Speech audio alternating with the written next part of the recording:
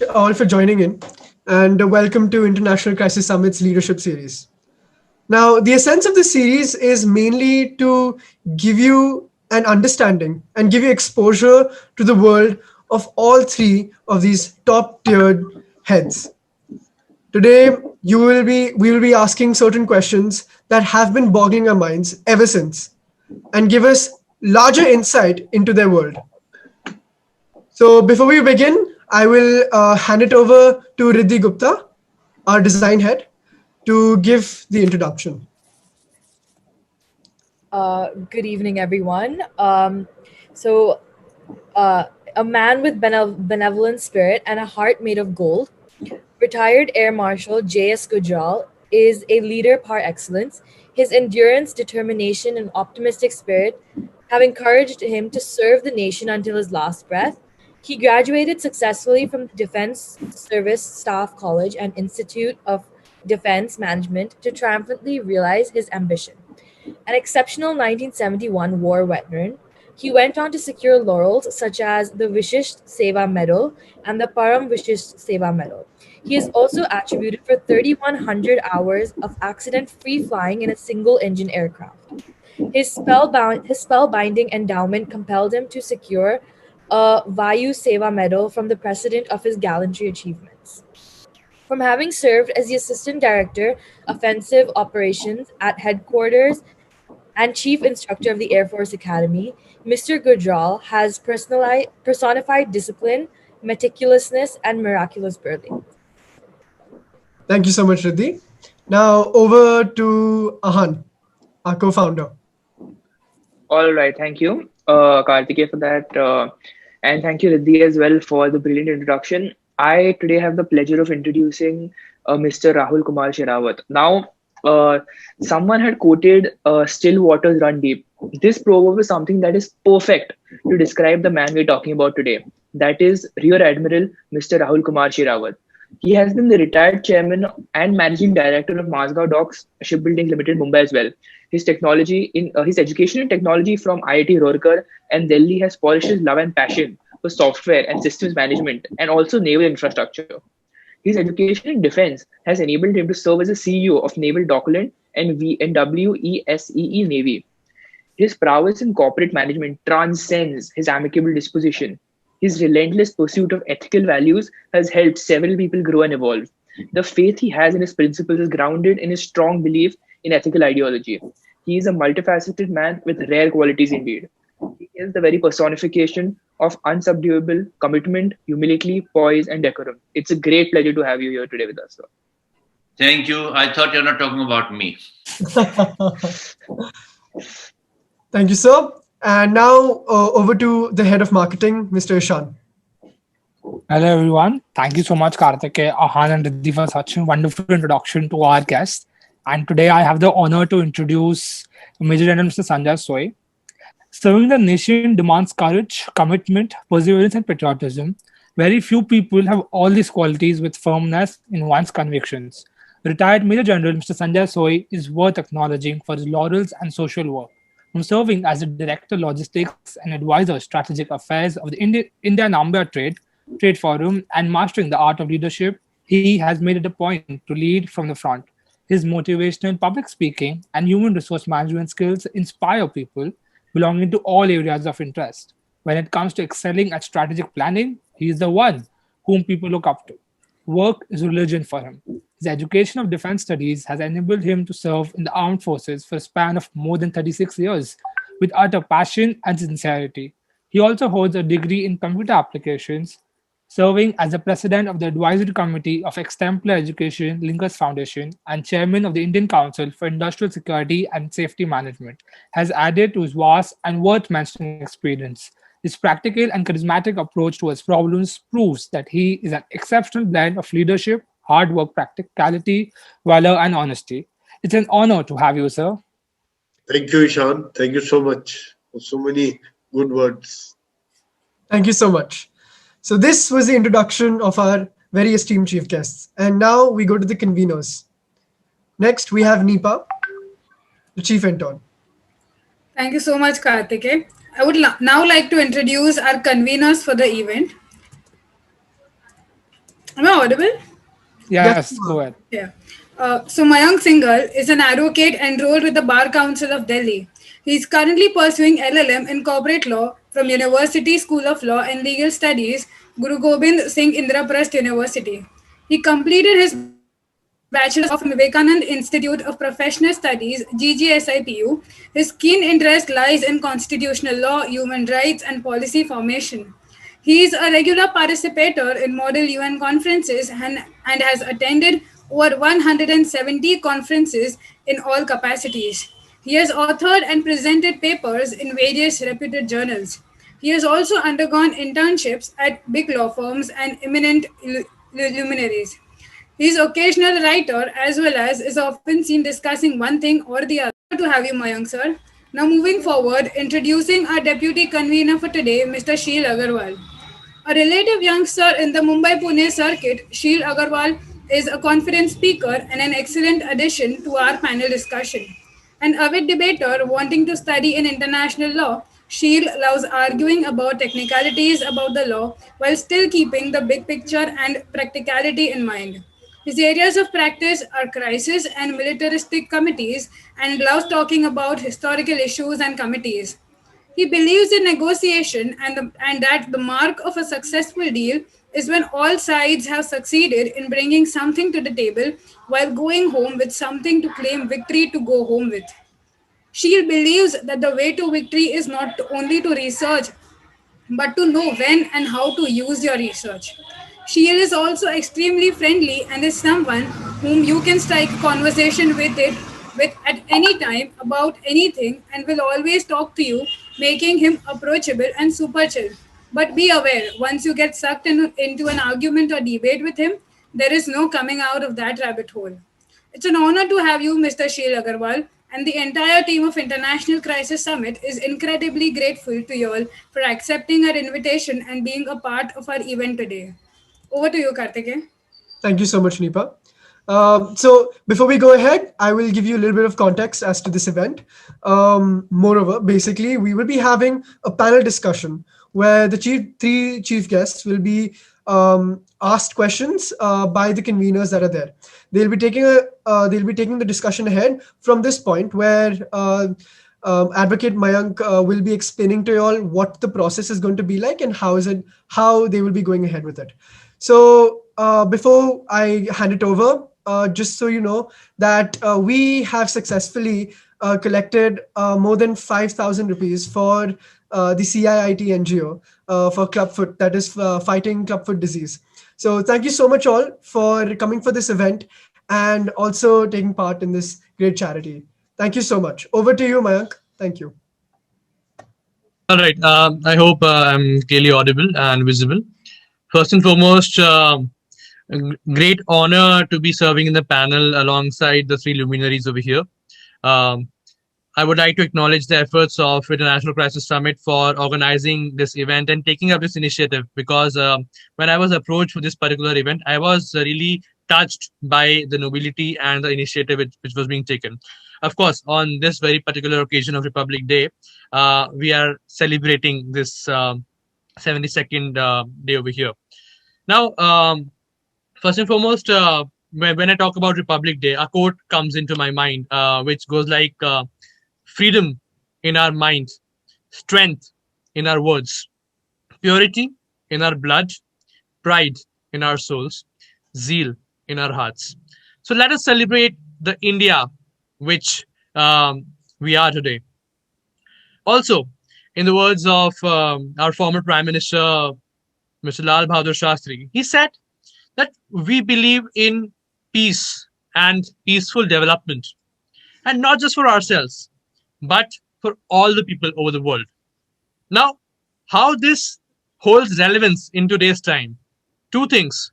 Currently, we see the situation of Delhi, how the farmers' protests are taking place. And secondly, how we are acting as the distributor of the COVID vaccine throughout all over the world. And that is how the world looks upon us. So it's our responsibility to hold up its place. Now, as I'm asked to set the flow for the event, the agenda for this particular discussion shall center around two prominent issues. Number one, the influence or the effect of politics on this defense force of India. That's one. Number two, how the world looks upon us as our stance on various issues which concern diplomacy. As to the flow, again, we have the three luminaries over here. We'll be posing questions to them, and all three of them will be answering all the questions which we pose to them. Right? And lastly, we'll be opening the floor for the audience to pose in their questions according to the answers and discussions which they'll be seeing and observing over here. So that is the whole crux of the event. And alongside Seal, I shall, without wasting any further time, I'll begin with the first question with your permission. Now, I'll first pose this background for the very first agenda which I'm discussing over here. We recently saw how the China and the LAC issue came into light. Recently, we had a tussle. Like 2 days back, we read about it, how our soldiers were involved in a tussle with the Chinese army. Moreover, we also had the Nepal extending its map and taking into India's territory and things like that. We also had the issue concerning our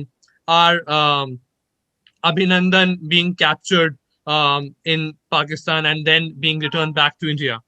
So I'll pose this question to Major General Sanjay sir, that how the political administration is shaping up in context of all these situations which have been happening around. Sir, please. You know what the things are? Three things are. One is our problem with China, right? So this is not a new problem. This has been going on for quite some time, and every year, every now and then, they try to come, say, 4 steps forward and then try and negotiate and go 2 steps backward. So that has been their policy of expansionist policy has been there of China, which has been showcased even in the countries bordering South China Sea, whether it is Vietnam, Philippines, Taiwan, or Indonesia. So those are small countries.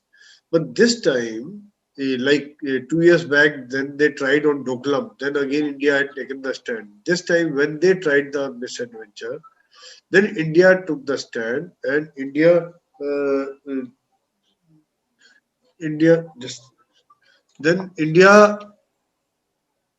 got the deployment done, and we captured some of the dominating heights. So that is where the whole thing changed, the whole scenario changed. So ultimately, at political level, when you are asking now, at coming down to that thing, that when we talk of the political will, I would say as a army personnel, that political will has been shown. Because on the one side, when we say that army was given free hand to deal in whatever manner they feel fit, the man on ground was given the free hand to deal with the situation. It is not that only you have to carry only the stick and you have to go unarmed. If the situation demands, whatever action we needed to take, we took. And as a result, the proactive stance which we took, where we captured 5 heights, Magar Hill, Gurung Hill, Rechilla, Mukhbir, and Rizangla. These 5 heights were captured. That changed the whole scenario. Now China is insisting on our vacating these heights. However, China was trying on the other side to prop up Sri Lanka, Nepal, and Pakistan against us. Something like string of pearls for the India. But you know the situation in Nepal has changed over a period of time. In the last 1 month or so, the things have totally changed. Because the general public knows what the China has been doing. Same thing happened in Sri Lanka also. The Sri Lanka also realized when they helped them with by giving loan on developing that port. I'm just forgetting the name. There's some name with H. Hambantota. Hambantota. Yeah, Hambantota. So, and then the Sri Lanka was forced to lease it to them. So the same thing is happening in Pakistan. The loan diplomacy of the China, where they pump in money, they give a lot of money for the infrastructure, and ultimately the country is forced to abide to the directions and the guidelines of the China. So these were two things, basically Nepal and China. Third is Abhinandan. Yes, that again showed the political will of the India, that when we did the Balakot and after that, post that, Abhinandan showed the will and desire, and because it was from the MiG, if you could shoot down F-16, that itself showed the Jazba and the feeling and the training aspect. And then, yes, India took the stand, and then as per the UN Convention, India's strength was so much, the diplomatic effort was so much, that they had to release him within, I think, 36 hours or something like that, 48. So these were the three things. Basically, what I bring out here is that proactive stance is one thing which is quite different from earlier. Okay. Thank you so much, sir. Thank you so much, Major General. Now we would like to hear the views on this very same matter of the Honorable Rear Admiral Rahul Shrawat, sir. If you could hear your views, please. Yeah, thank you. So we come back to this the question of let us say how the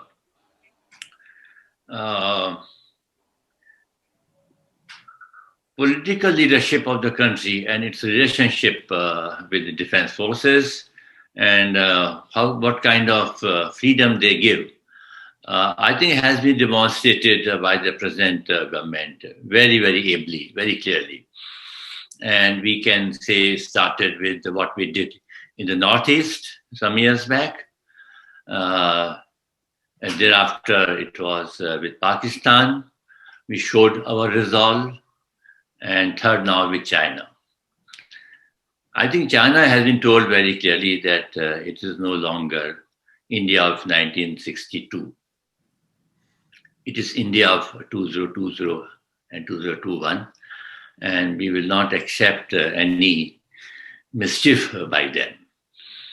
So I think, but it has been possible to be done by the defense forces because as General Sanjay said, that it was a free hand was given to the defense forces to do what they felt is appropriate to be done. The government was not tying their hands behind and say you go and do this and that. I think it was freedom given. They were allowed to plan what they want to do and act appropriately as they deem fit. I think it is a big change compared to the earlier days. And actually, I mean, if I could say, my hands really hangs in shame when I remember about the attack on a parliament and what we could do thereafter. We did nothing thereafter. I think it was a weak political will at that point in time. Not that our military was not strong. I think our military has been strong for a long, long time. But we were not able to demonstrate our political will to use the military power to give a lesson, to give a befitting reply to our enemies. I think that has been a sea change. It's a good change. I feel, in my opinion, it's a big change from earlier days, and it should be like that. We have to demonstrate that if we want a seat in the Security Council, we have the ability to affect or influence, at least in our neighborhood, influence the happenings in and around us. I think that's a change. I feel that's all I would like to say. Thank you. Well, thank you so much for that, Admiral. Now moving on to the Air Marshal. So we would like you to elaborate on this topic, and we'd like you also to talk a little bit more about how you think the military specifically has affected this political change that Major General and the Rear Admiral were talking about, and how you believe that the military can continue to influence India's change on the world stage. Okay, taking off from where the Major General and the Admiral has left us, I think I'll take you back slightly to the earlier days. You see, it's just so happens that we have been landed up with two very belligerent neighbors and who've been hostile towards us right from the days of independence. In 1947 itself, Pakistan very much invaded J&K. And once again, the political will shown by then government at that point in time for whatever compulsions they had somehow restricted the military from doing what they were doing. So then you come down to 1962. Once again, the political will, although we went off to war unprepared, without much of equipment and clothing and the like, but at the same time, the political will restricted the Air Force from participating into the entire action, and we got a bloody nose on that count. Coming down to 65, yes, we participated in a very active manner in response to what the Pakistan was intending to do. But at the same time, post-war, we gave them back whatever we had achieved, and we had to fight for the same places again in 1971. Now, that is most surprising. And the gains of 1962, what China did, they are still sitting on those same piece of territory in Aksai Chin of 1,500 square acres. So then we come down to 71. Now, this was something that fell onto our lap. But what happened was, after winning the war and splitting the country, we once again went with 100,000 POWs with us. We went and gave them back without achieving anything as far as our objectives were concerned. We've lost blood, we've lost people. And once again, the political will shown for whatever reasons they had. Although they had told the military to do what they wanted to do, but at the same time, this part, because the military becomes most disillusioned in case you have to fight for the same piece of land for which you've already lost blood. Now, looking at the current situation, yes, things have changed. And like the Admiral said, it was very disheartening when we when our parliament was struck. Now, that was a golden opportunity to go ahead and do whatever we wanted to. Frankly speaking, at that point in time, I was in Pentagon along with a Defense Ministry delegation. And the whole of Pentagon at that point in time was looking at us, thinking that we will strike at that point in time, but somehow nothing happened. Thereafter, once again, Kargil was a golden opportunity.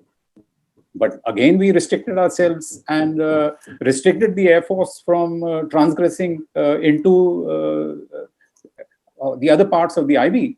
And with the result, obviously, there was a very limited response, and the army had to lose a lot of blood over there, trying to regain whatever they had to. The Air Force was only in the support role. We should have gone offensive then. Muscle has been shown this time. There is no doubt on that issue that, yes, in Galwan, where China did what it did and what it is good at doing, this time they seem to have seen a different picture from India. But this kind of a political will is needed. And if you don't show this kind of a muscle, it's obvious that you're going to lose faith as far as the diplomatic part and whatever the neighboring countries see you doing. So I personally feel that it's a good start. India's image has gone up phenomenally as far as this part is concerned. And I fully second what the government did at Galwan. Thank you. Okay. Thank you so much for that, sir. Now, just to elaborate on this question a little more, just to bring out another aspect, the honorable members, you guys continued to talk about our issues and our conflicts with Pakistan, China, and in extension, China and string of pearls and China's string of pearls strategy. So, if you could just touch upon how India has fared in other parts of the world, outside our own regional bloc, how India has fared and how the Indian military has, in particular, how the Indian military has assisted India's image outside our own regional bloc. If we could have, for example, the Major General first start off with this. Yeah. So what I understood is like just if you could just elaborate on the last portion, just couple of lines. I just couldn't get that. Yes, sir. How has India's image outside our own regional bloc, outside China, Pakistan, Sri Lanka, Nepal, been affected by the Indian military and been affected by overall the Indian political will in the Indian political mindset?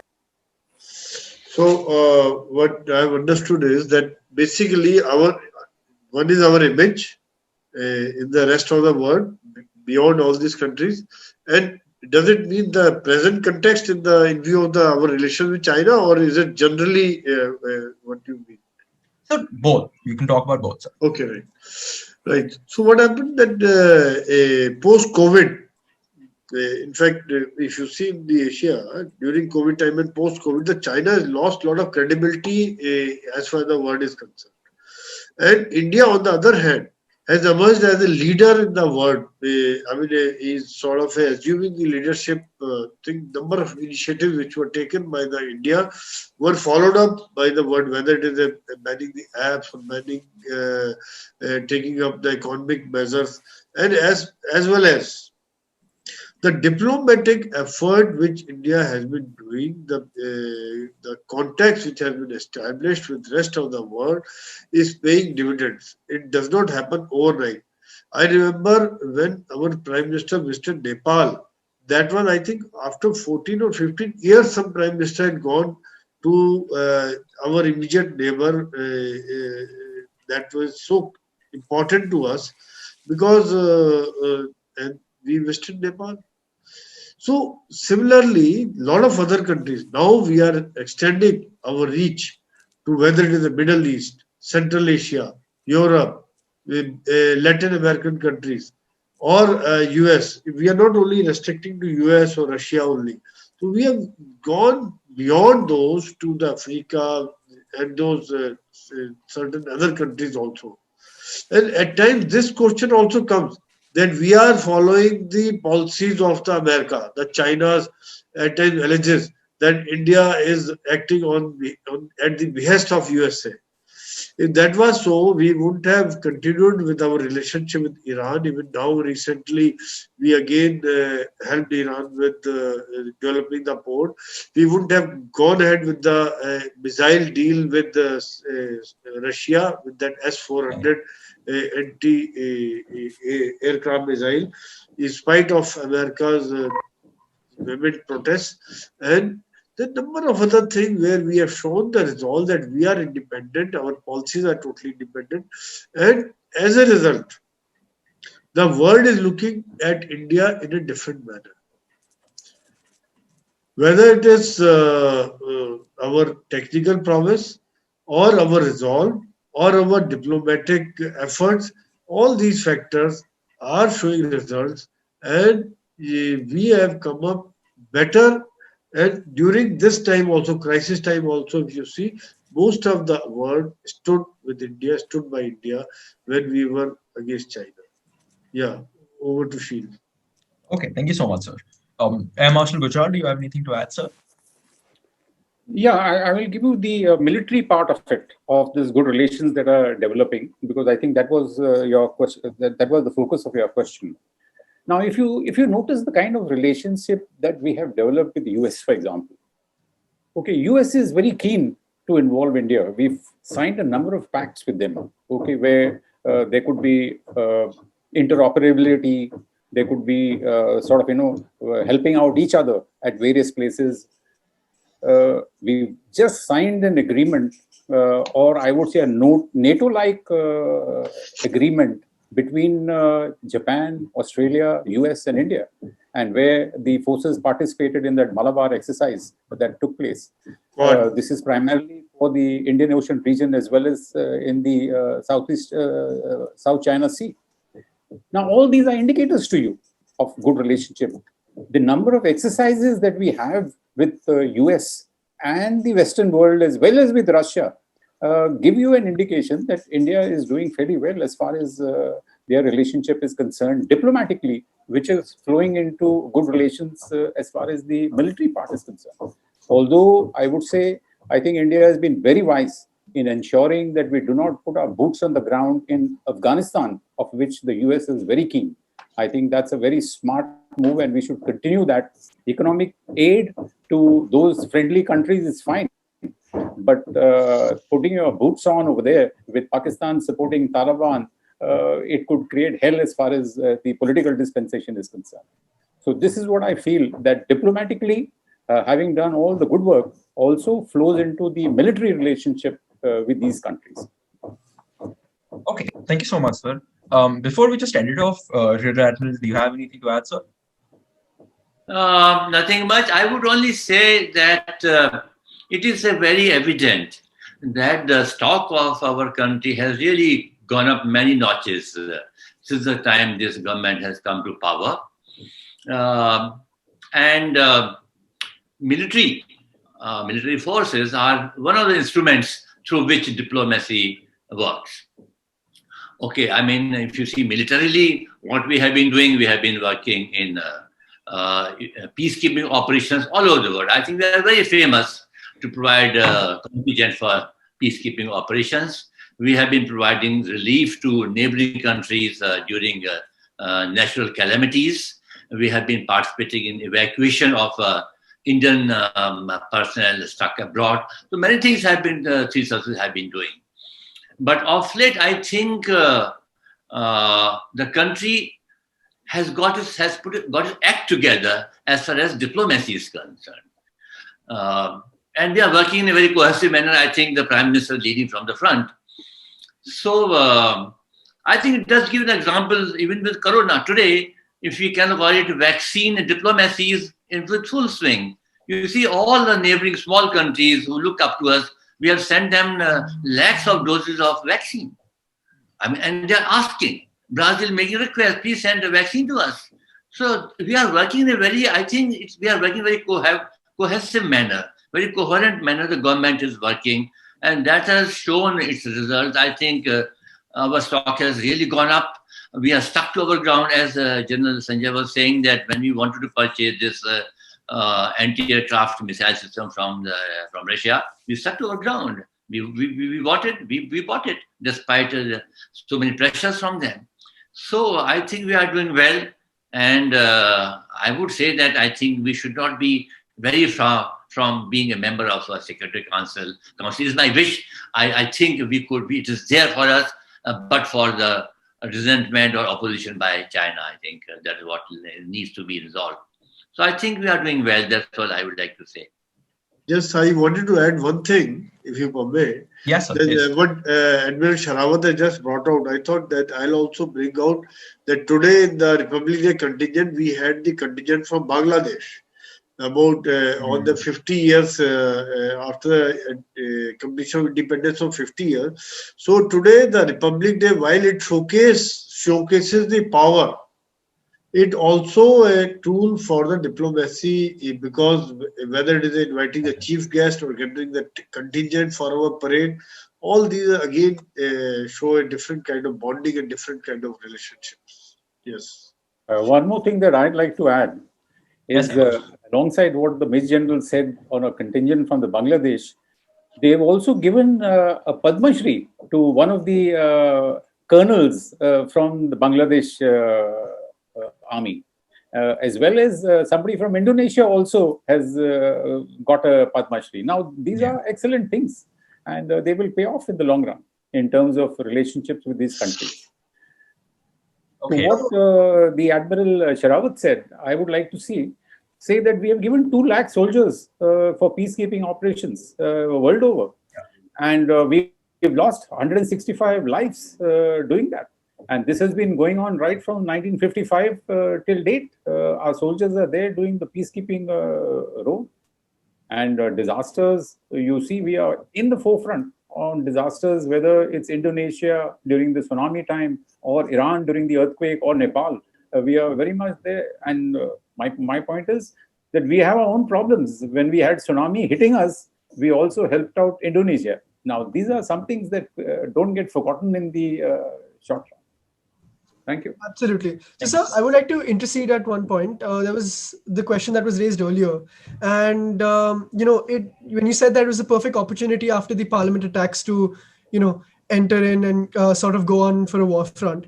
But when it comes to international relevance for a country, and for a country that was with a heavy load of sanctions from the United States as well and the other powerful countries at that point in time, excluding like Pokhran as an event, do you think India doing things like Pokhran or doing something that is absolutely against the international sanctions or like the push of the international community over India has changed over the time? And do you think like that event of Pokhran or certain events of us doing things like the the anti-insurgency, like the insurgency operations into Bangladesh, as well as the events in Pakistan that recently happened, where we did our after the Uri incident. So do you think incidents like this give India a stronger image as per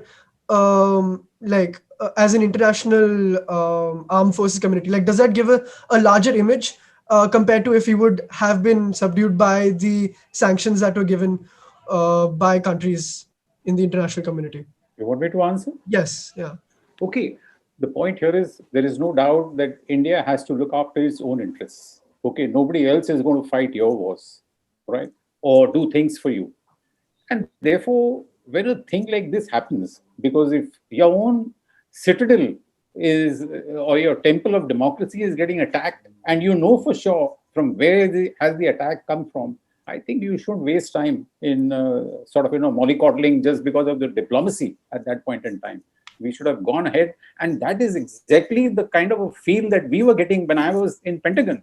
Like I'm saying, the defense secretary was also with us at that point in time. And obviously, we got a feeling that, and I was getting the kind of a feeling from their side, what are you all guys doing about it? So from that angle, I think if this was Israel, they would have gone ahead and struck them straight away. There is no question of waiting for anything else to happen. And I think we need to show muscle. Like in the present events, whether it was Uri or whether it was at Balakot, I think it has had an effect on our belligerent neighbor. There's no doubt on it. So unless you slap them, they don't just move. And they keep doing whatever they've been doing. Okay. Absolutely. All right. Thank you, sir. Thank you so much, Karthik, for that addition. Now with that ending on that good note, let's move on to our next segment. So, honorable members, in our next segment, we want to talk about how military rules and regulations have evolved to accommodate the different classes of society and have evolved to accommodate people who have usually not been represented at the military. I would like to bring special attention to the case of, for example, Babita Punya in court system that has gone, and also the multiple portrayals in the Indian film industry, recently shown by many movies and TV shows about the acceptance and about how females are treated in the military. And we'd just like to understand your opinions on what this is and how accurately these movies and TV shows not only how accurately these movies and TV shows portray the stance of Indian women in the military, but also what the actual policies are and how has it evolved since 50 years back. I would like to first throw this open to our Air Marshal J.S.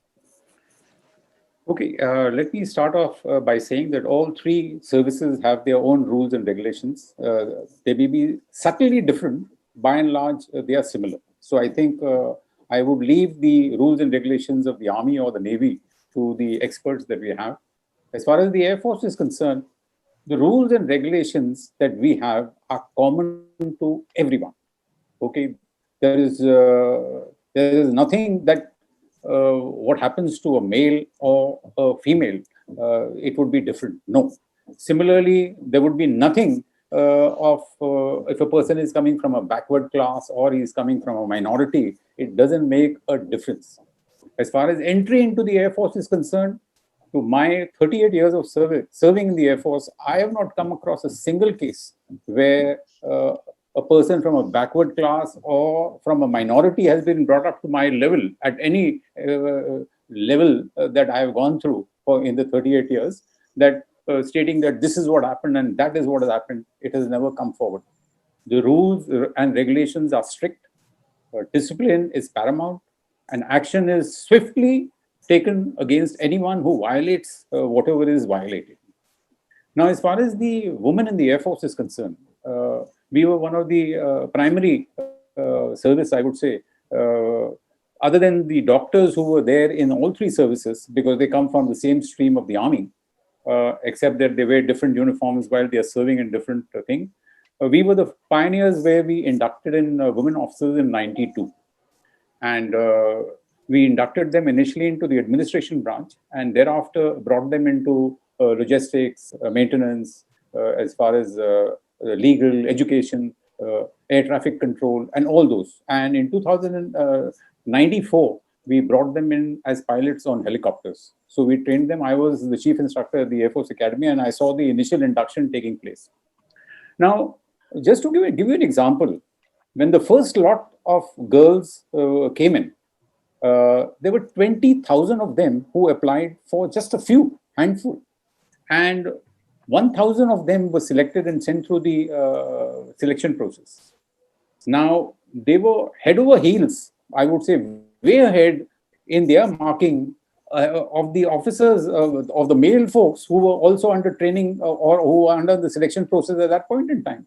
So the caliber of those girls appeared to be very high. Maybe it was more of a euphoria that joining the Air Force and things like. But subsequently, during the training and otherwise in the field, we've not had any problems. Okay, I had nearly about 18 women officers with me when I was commanding Bagdogra.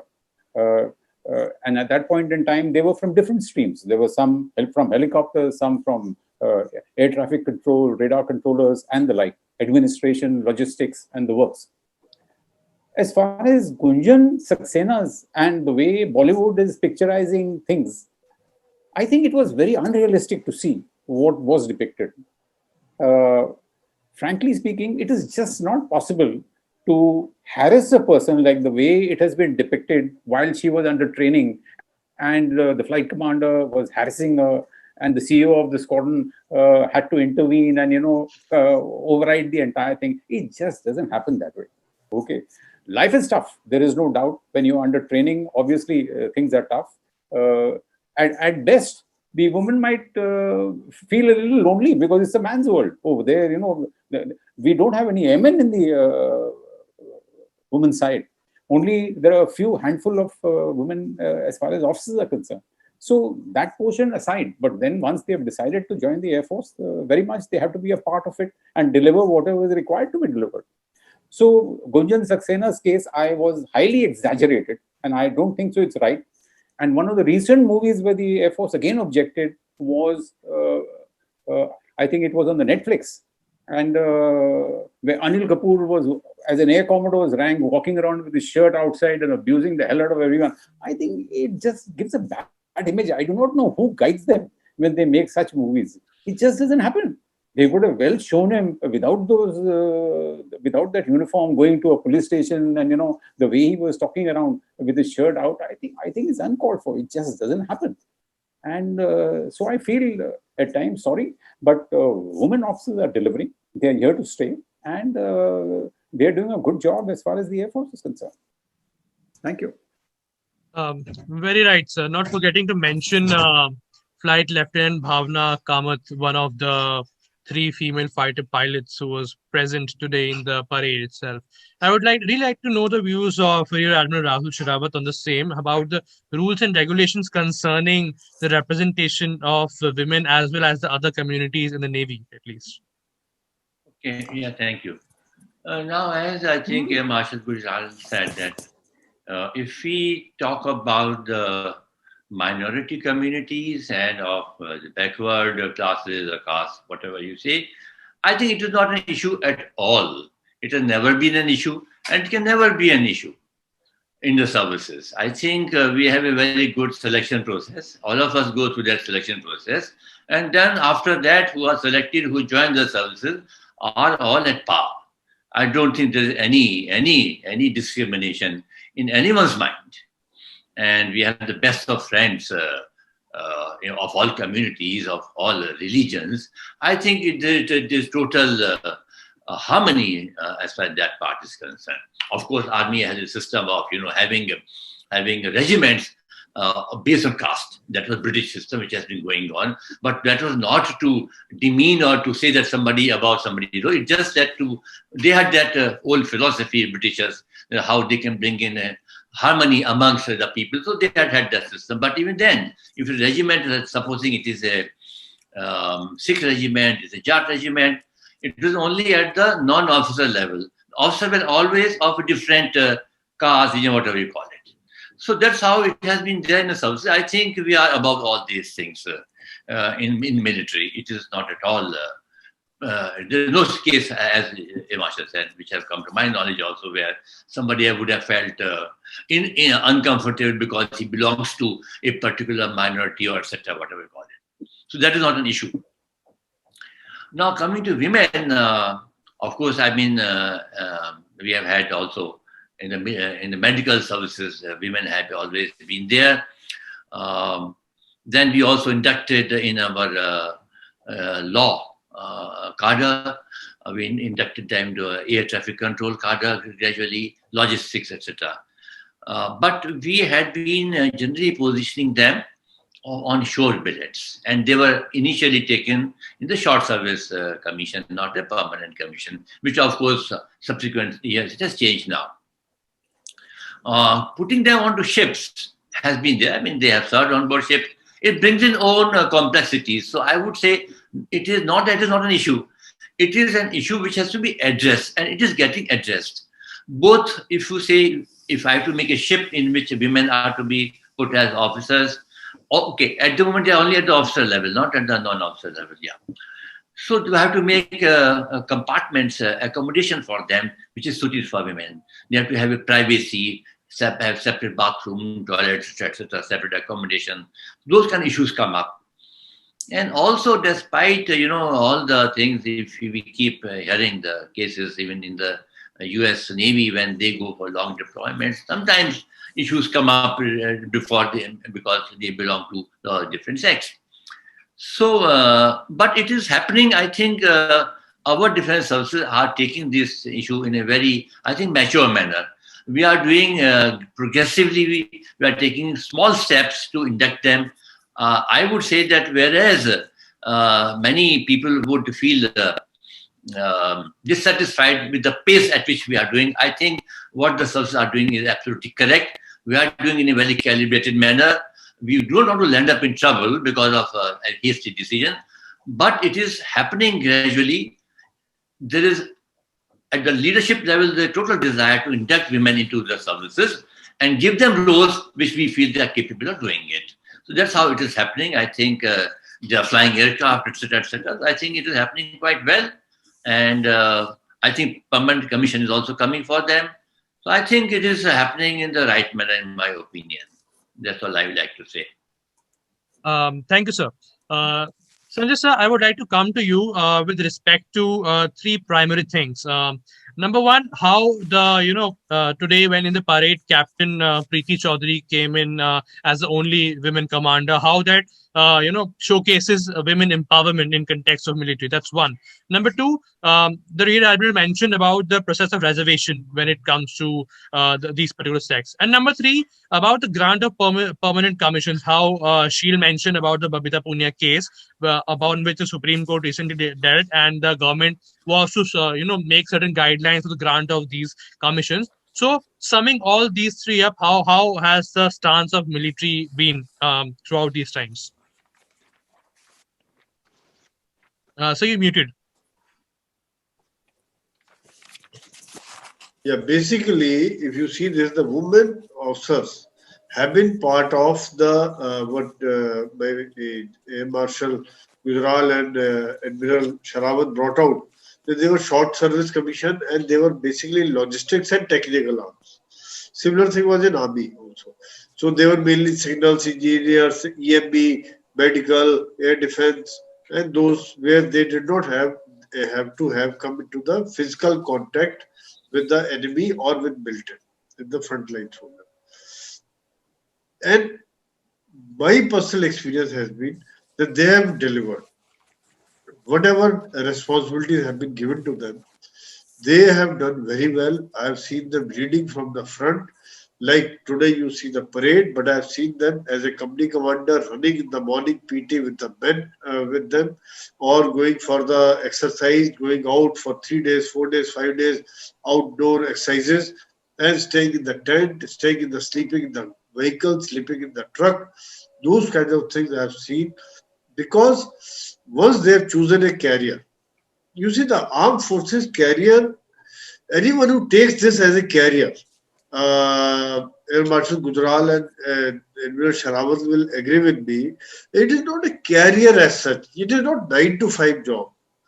A different thing altogether, which those who join these are totally different. It's not for money. So these girls who are opting, they have many other things to join. But why they join armed forces? Because there's something. They have a love for army. They have something different. Love for uniform. Love for adventure. Love for country. Those feelings are there.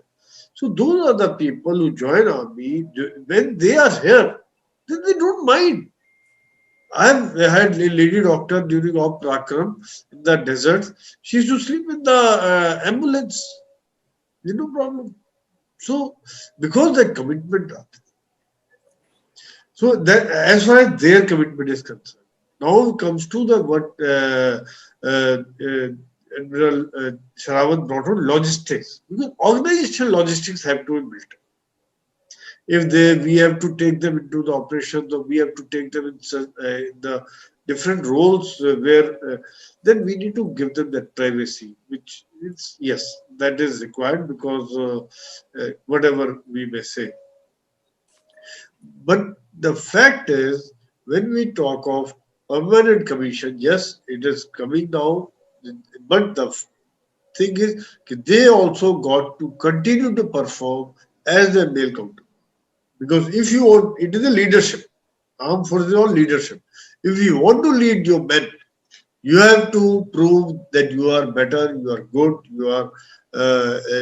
you are not weak. So that thing has to continue. As far as the other castes are concerned, in army, what Admiral Shrawat brought out, we have special caste regiment like Jat regiment, Sikh regiment, Punjab regiment, Dogra regiment, Kumaon regiment, Garhwal, Gorkhas.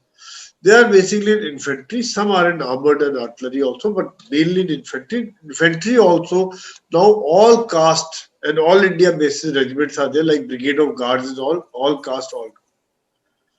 So it was not for any other reason. It was mainly during British time, just to have a sense of pride during the operation, because in the last minute, when you are doing physical charge, physical attack, when you are doing hand-to-hand fighting is on, that is the time probably this kind of bonding and this kind of that pride in the what is armed forces? It's basically matter of honor. Honor is regiment, honor is armed forces, honor of the country, honor of self, honor of family. So when the honor of the caste comes, yes, like I'm from Naga regiment, I'm from Kumaon regiment, the Kumaon, the pride, Kumaoni pride comes when it comes to the hand-to-hand fighting. That in the end when it comes, and plus that bonding develops, because when we are staying in the field, in the remote areas, similar people, same type of food habits, same type of culture, same type of living conditions, they have been background, so it's easier to bond.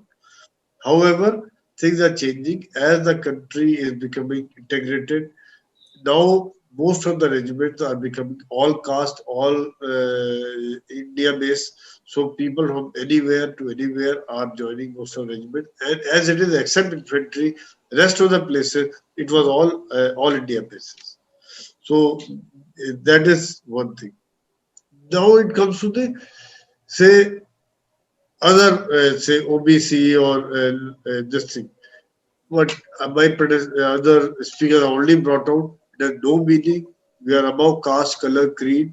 So it is absolutely, this question is of no consequences or SOU. That's what I mean. Yeah, man.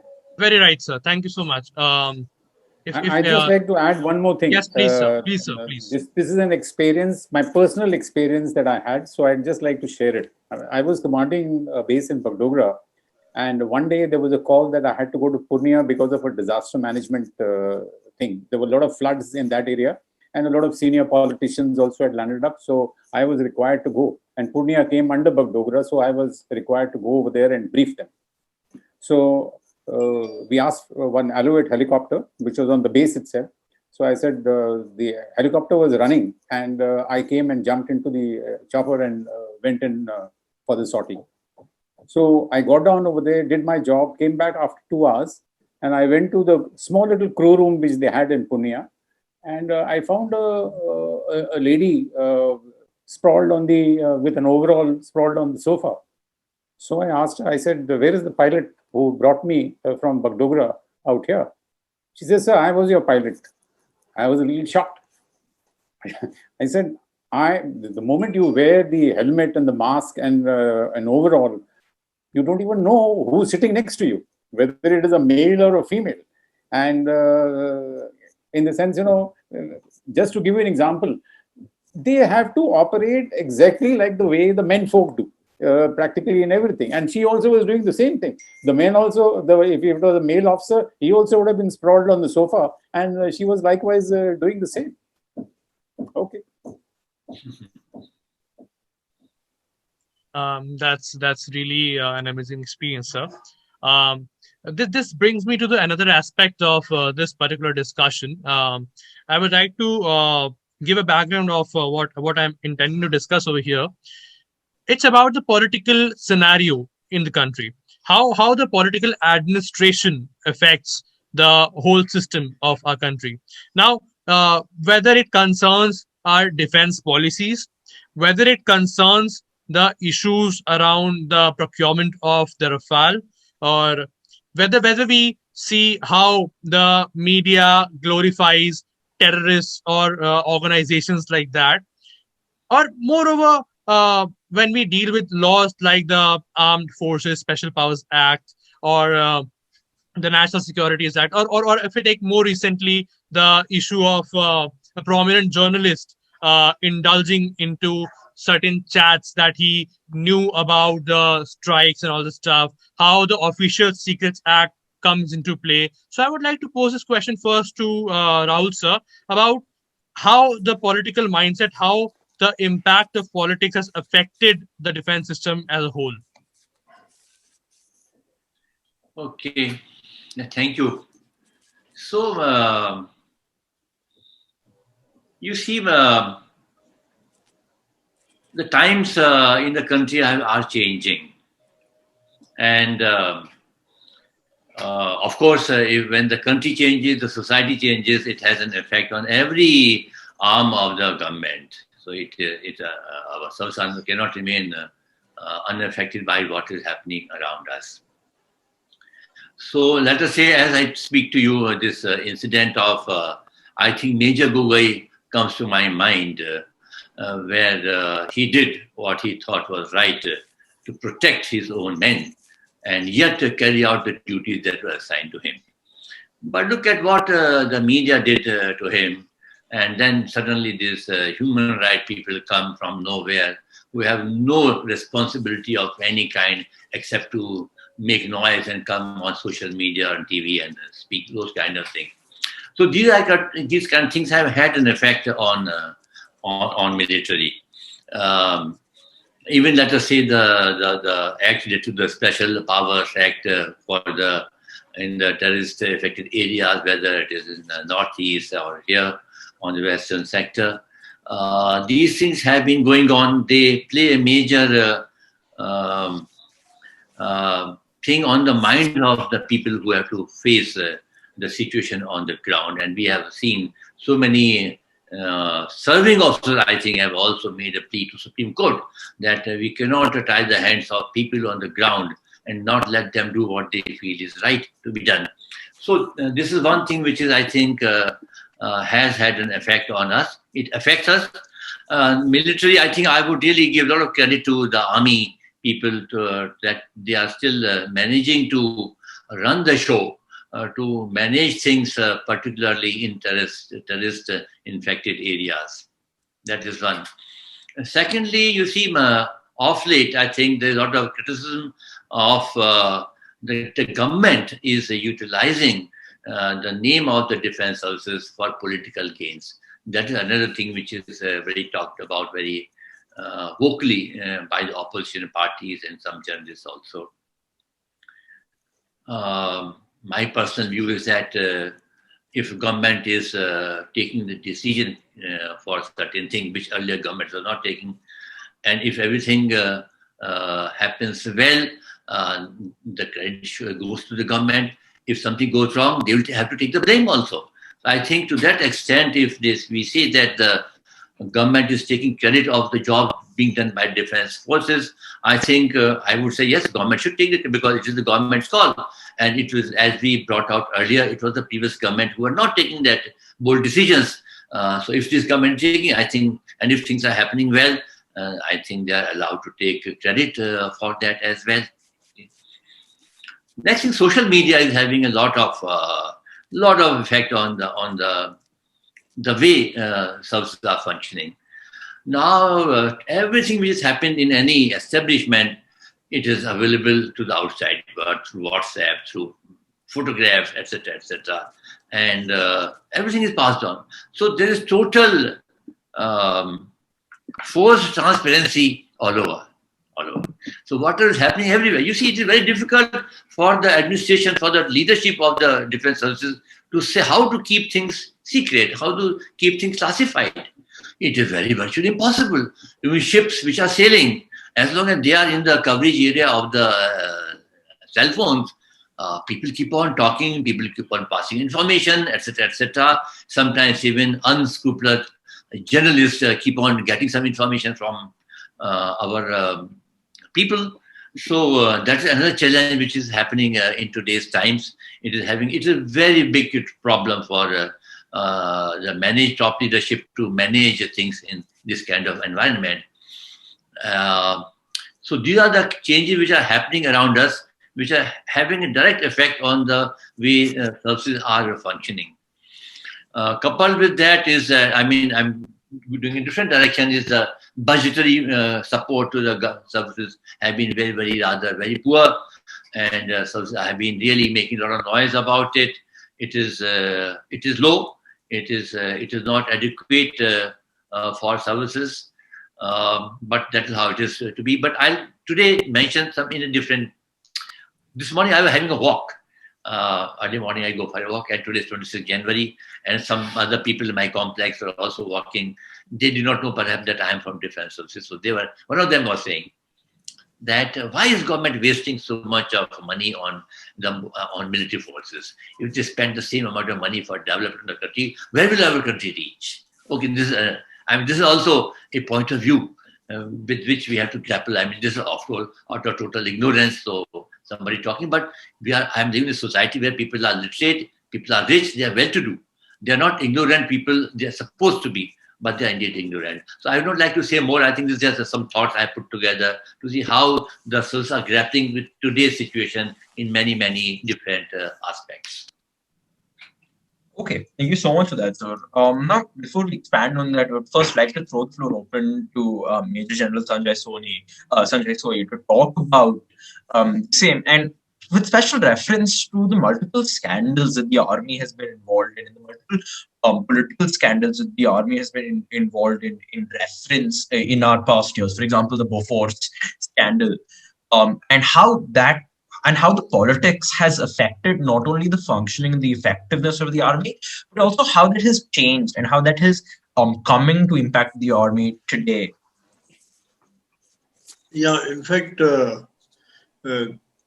when taking it further from Admiral Shrawat,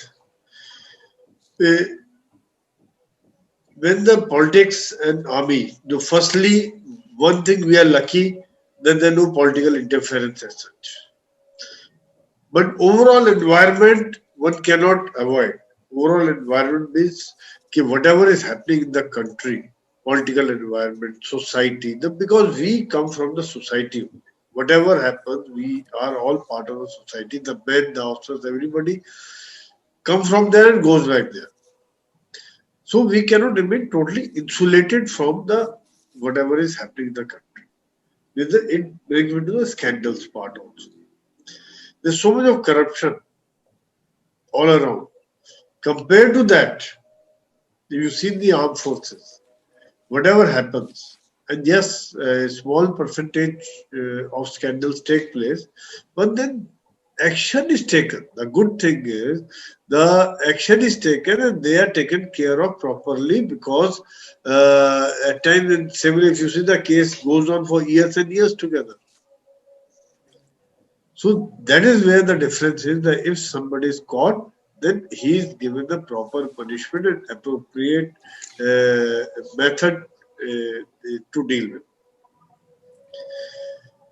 Now comes to that what another thing I thought of from Admiral Shrawat said, responsibility, government taking responsibility. Like I had gone for a surgical strike 92 in Nudi, but then it was our own risk.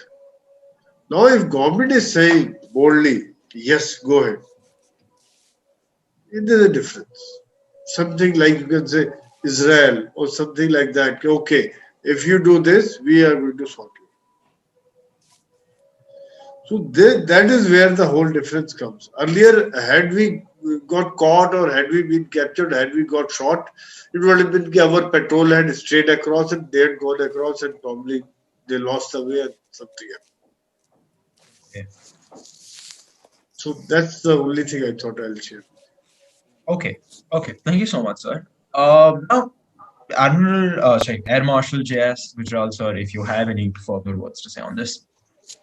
Yeah, I'd like to just pinpoint what is the reason that the armed forces in general, especially on the procurement process, are not happy.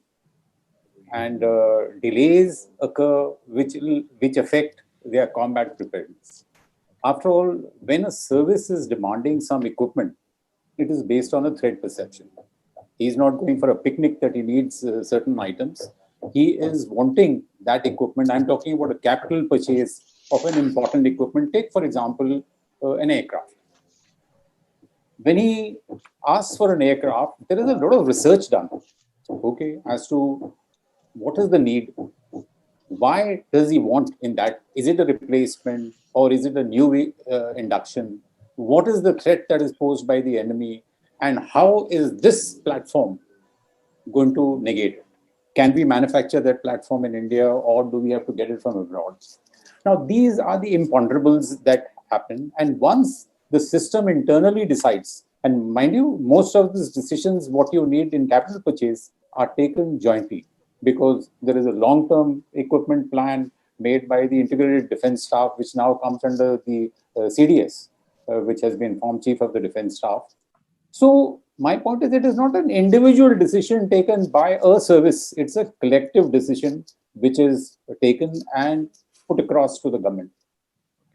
Now, when you put across this kind of a need, can the need vanish just because the government's financial position is not right, or there is a change in the political dispensation? These are the basic causes. And mind you, induction of any equipment, for example, a platform like an aircraft or an artillery gun, it will take you 10 years by the time you get that equipment.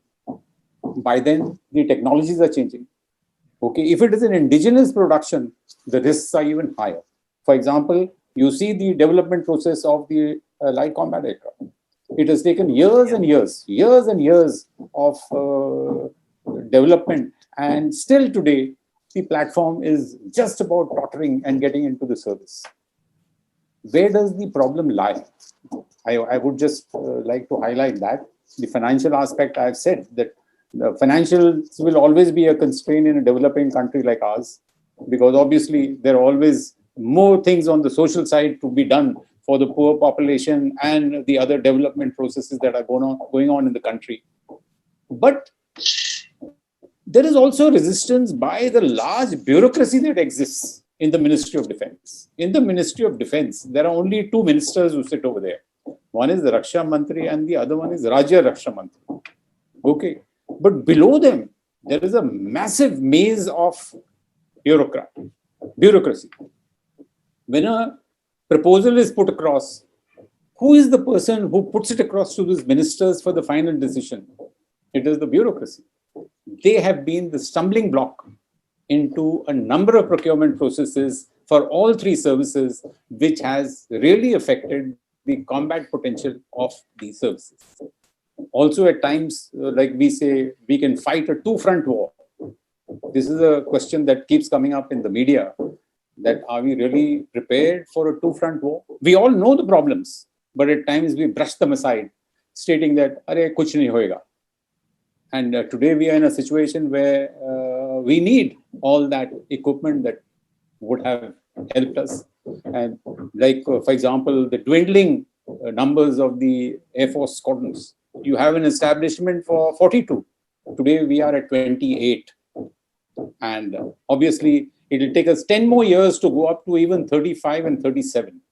Because nothing happens. You order a Rafale, it will take you 4 years to get that Rafale into your squadron. Okay, so things don't happen fast. They happen, nobody manufactures aircraft and keeps them ready. And if you give it to HAL to manufacture, the period is even longer. Like, for example, 83 aircraft LCAs have been ordered. You will see how fast they deliver to the Air Force, because their track record has not been so good. Although it's a very good organization, but at the same time, track record in terms of delivery of the aircraft have not been good. Okay. So before we end it off, just one more point to add on to this. If I could see your comments on that. Now, a lot of you have talked about, all three of you honorable members have talked about how the political scenario and especially the financial and the budgetary aspects of the issue. I just want to get, just for our audience's sake, I want to ask you about the political aspect of it. So, like Air Marshal Gujral talked about the massive bureaucracy hindering the procurement process. How have other political aspects impacted, for example, the armed forces response in certain scenarios, like how you guys mentioned in the first segment about the parliament attacks and the lack of response there too. I would like you guys to elaborate on how have the lack of political will and the lack of political initiative hindered the armed forces, or how has the political initiative helped the armed forces in dealing with such attacks vis-a-vis what the armed forces believes was the political establishment? Any of you members would like to first give your comments on that? I think I'll start off with this. I had brought this out earlier also in the discussion, where I had listed out all that has happened right from 1947 onwards. Okay, as to how the delays and changes in the political post-war have taken place. In the sense, they have not done justice to what the armed forces either restricted them from going into war. Like, for example, 1947. All those Razakas who were entering into Jammu and Kashmir, and when our troops had landed up over there, we wanted to move forward, but they were stopped for whatever best reasons at that point in time. The political decision was taken. Similarly, subsequently, 1962. Okay, look at the amount of land that has gone. First of all, why did we go to war? And secondly, if we went to war, the element that could have produced results, okay, you did not use, because you felt the fear the war will escalate, and therefore I do not know who advised the government at that point in time, don't use the Air Force. Frankly speaking, by hindsight now, we realize that Air Force in that terrain would have been very effective. I'll give you an example. We are operating from zero level. All these bases that we have in Punjab or in the central India, right up to the eastern side, we are at ground level practically. Like, you take off from Bagdogra, it takes you just about 10 minutes to reach the border. You are crossing Nathula and you get into China, Tibetan plateau. Tibetan plateau is a flat plateau. The moment an area is flat, all the logistics, the armor, the movement of troops, the bridges, everything is visible. Yeah. Why do you think the Air Force is so confident in places like where the skirmishes are taking place in Galwan? We are sure that the China logistics would take a bad hit as far as from the Air Force side. And the same thing applies. Now, for the Chinese, the airfields are at 14,000 feet. For a 14,000-foot airfield, if the elevation is 14,000, they would need a very long runway, which will probably go up to nearly 15,000 feet. Obviously, the fuel that you can carry, the armament that you can carry, the load that you're picking up would also reduce, however good your platform might be. So they are all aware of this. Whereas you have a Mirage 2000 taking off from Ambala, he will reach there with full load and with full bags of fuel. So it has a different dimension. So that is the reason why I was highlighting that issue. So political decision, once again, at that point in time could not be countered. And then flowing on to 71, like I said, returning of the POWs. And we have come to a situation now, and I gave you those examples of strike in case of the parliament attack. Similarly, Kargil, and now at Galwan, we have shown a muscle. Even prior to that, we shown a muscle in making sure that we cross the LAC and attack various places that we had to when something happened at India. So this is what I feel, that political decision, if it is delayed or certain things are not are denied, because at that point in time, services are not asked. Once you've done your job, they're not asked, listen, what should we do? That is a political game plan. And if it doesn't fit your way of thinking, and you have to send again troops to fight for the same objective, I think it's very unfair on the military. Okay. So, if I can also, on this, the method of what has happened by the recent government. Firstly, I will come to this point also. What is not happening then today? Is everything happening correctly, or is there something more that needs to be done as far as the government and the military leadership is concerned? Of course, you see now one big change which the present government has brought in is they have brought in the Chief of Defence Staff post has been created, which has been a long outstanding demand of the defence services since, I think, Kargil days, when there was a committee formed under the, I think then Mr. Subramaniam and Mr. Singh, I think, who was who was a minister under Congress leadership. They all recommended that we should have a CDS post, mainly for two things. One is to bring in harmony in the procurement process so that the inter-state priority could be brought in better. So hopefully, let us see, it has been just 1 year has been done since CDS was created, and let us hope some good things come out of that. And also it is a single point advice to the government of India on many matters. So let us hope, and it's a direct advice now to the minister. So this is a change which the present government has brought in, and its fruit will be seen.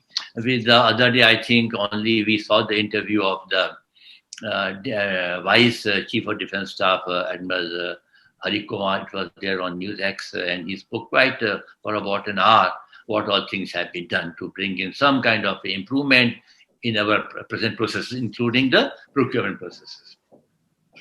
Yet, I would say that, taking further to what Air Marshal Gujral said, I still feel that in our method of governance, there is a need to bring in more professionalism, particularly in the area of defense. Because I have worked very closely with these people, and when the real time comes to take some hard decisions, they are not able to take decisions because they don't have the professional conviction. The courage of conviction comes when you have yourself gone through many things and you know this is the right thing to be done. The moment you hesitate, there's no difference between doing this much and not doing this much.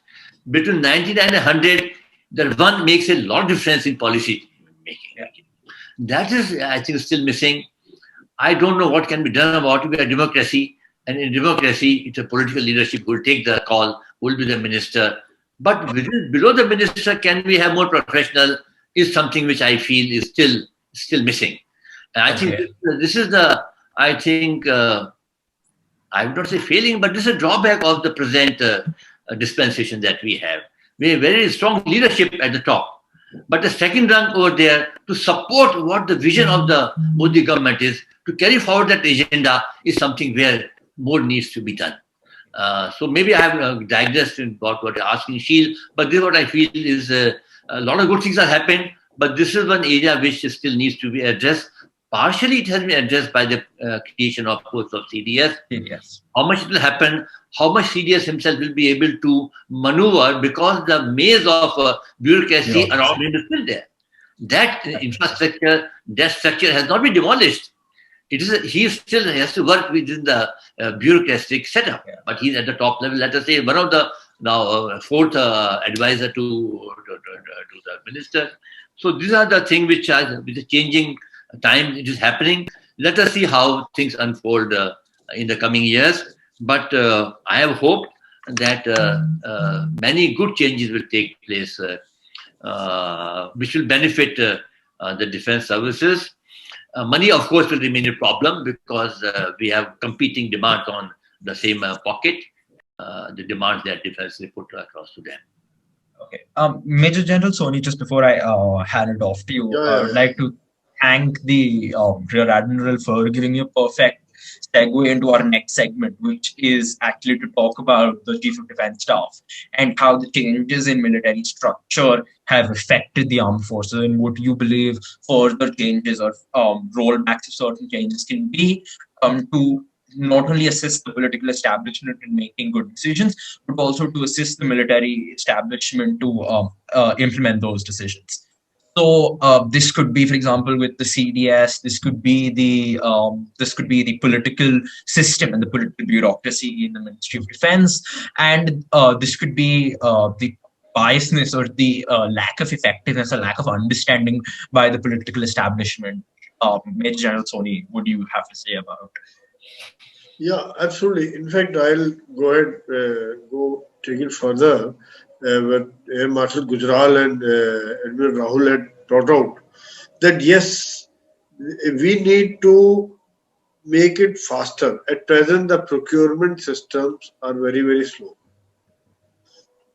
Painfully slow. What Air Marshal Gujral had brought out, that it takes 10 years to get the thing approved. So we need to work on that.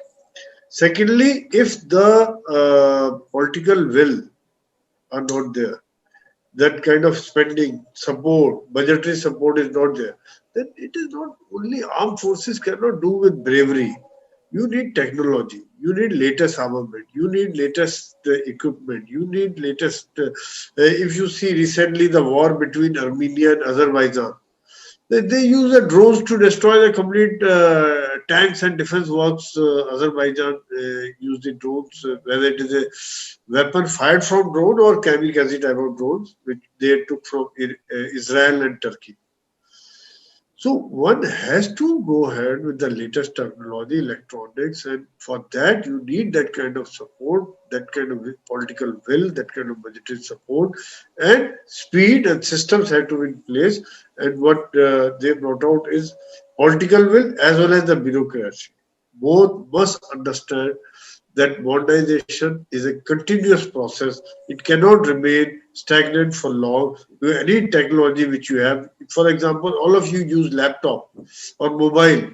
After 2 years, 3 years, that become redundant. You need something latest version. So the same thing happens with armed forces. So after like now we had Rafale. Otherwise, imagine the kind of aircraft we were flying. I mean, and then you expect. How much can the pilot do with this training and all? You cannot do so much. It's just so you need technology. You need that kind of support. And 71 war, what Marshal Gujral had brought out, Manek Shah, that time chief, he took the stand that we will go in for war after 6 months. Not go immediately. The political will was to go in immediately, but then he said, no, let's prepare it. Timing would be right. That is the right time to go in for the operation. By then we would have coordinated everything. We would have prepared, and then only. So you need at times a strong leader also to tell the government, and Otherwise, if you see this, the present government focus on becoming self-reliant, or what we call it Atmanirbhar, is a very, very good step, especially defense forces. Over a period of last 3-4 years, things have changed a lot. Earlier, we were dependent only on DRDO and ordnance factories. Now we have opened up to private sector also, whether it is the L&T or Reliance or Force Motors or the Bharat. Lot of private vendors have come in. They are not only developing the weapon system, they are also developing the munition. They are also working with foreign collaborations. That is where the major change is going to take place, which takes time. It will not happen overnight. It will take another 5, 6, 10 years. And these industries also need some sort of hand holding, because in defense forces, anything does not happen overnight. Yeah, Mayank.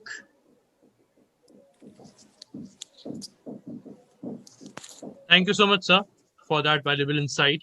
Um, now, let me come to probably the last aspect, which has already been touched by all three of you, with respect to the emerging technology. How Major General talked about the drone system. How have been they effective when it comes to all three sectors of our defense?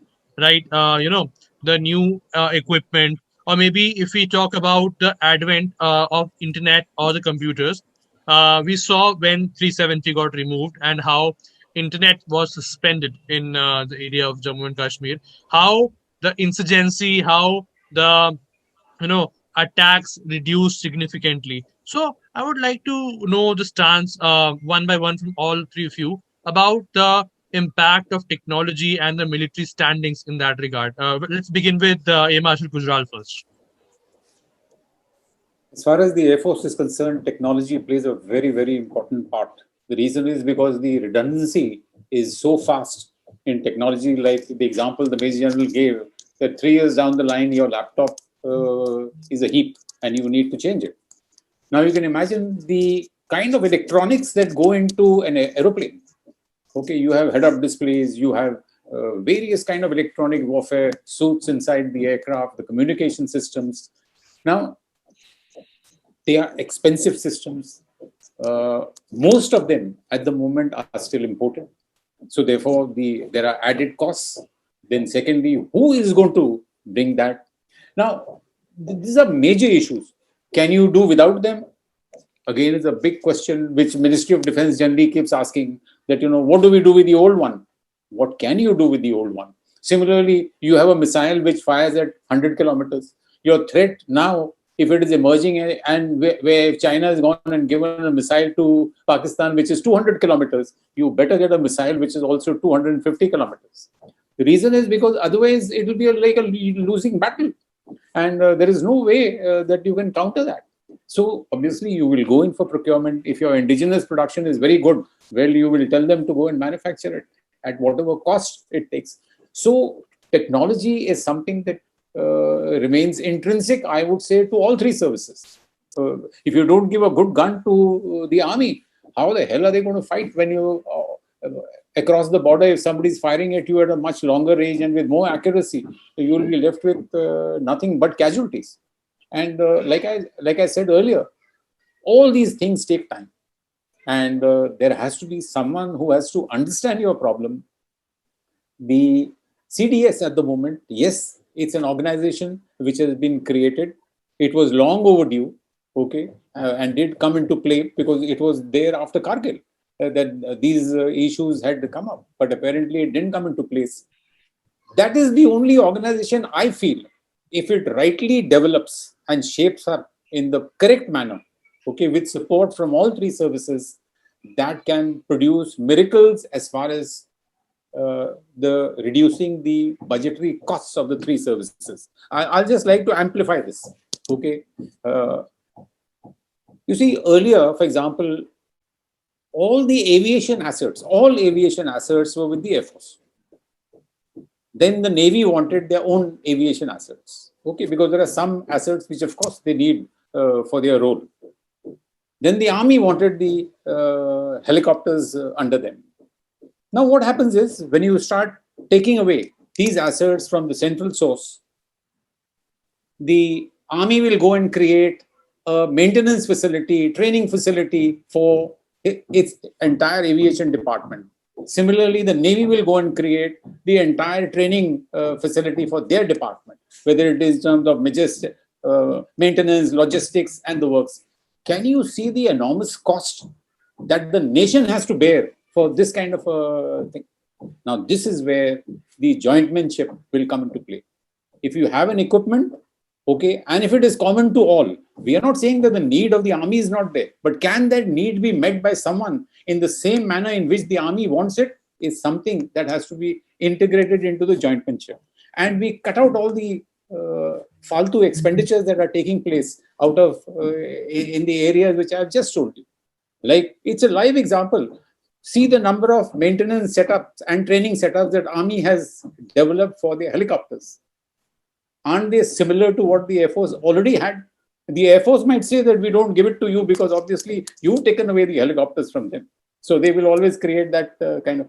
Similarly, what the Navy has gone and created. So there are a lot of duplications that do take place, and a central body is needed to tell people, hey, I think this is where we can cut corners and do it. Similarly, our communication systems. Each of them wants a communication system. Can they be integrated? And the like, civil defense, civil radars and Air Force radars, after all, is the same environment that they are picking up. So therefore, a lot of areas are there where a lot of good can come in. But like I'm saying, it is too early at the moment. They will take time, maybe another 3 or 4 years. Probably the next CDS who comes in after the tenure of Shrawat, probably would things would start taking shape, and provided they have the political will and support from the government as well. Very right, sir. Let me come to Admiral Shrawat in that regard. About the systems which concern the Navy per se with respect to the technology, and also the budgetary allocations which have been talked about by Mr. Gujral in that regard. Okay. Yeah, so as Air Marshal Gujral said, the technology plays a very important role for all three services. It is goes without saying, and technology gets you upper hand. So it goes without saying. And Navy itself is grappling with that. It has got so many, as such, we have to have the correct technology for ships, we have to have correct technology for submarines, we have to have correct technology for the aviation wing of the Navy, and the plethora of things, aircraft carrier. So it's the spectrum is very, very, very large, and it costs money. Technology costs money. The latest technology, if you want to induct, it is not cheap. Having said that, the Navy has at least our visionary leadership in the formative years of the Navy took the good decision to give a lot of thrust to self-reliance, on which today we call Make in India and Atmanirbhar. These things were started by the Navy in 60s. And so today, if you see, there are about, I think as of now, there are 41 ships and submarines are on order by the Navy, and all 41 are being made in India. We are not importing anything, including an aircraft carrier. So it is quite a significant, I would say, position. We can all take satisfaction from that. And secondly, Navy took the ownership of all these platforms. What does it mean, ownership? They set up their own design organization. So most of these ships, the big ones which matter, are all being designed indigenously by the Navy.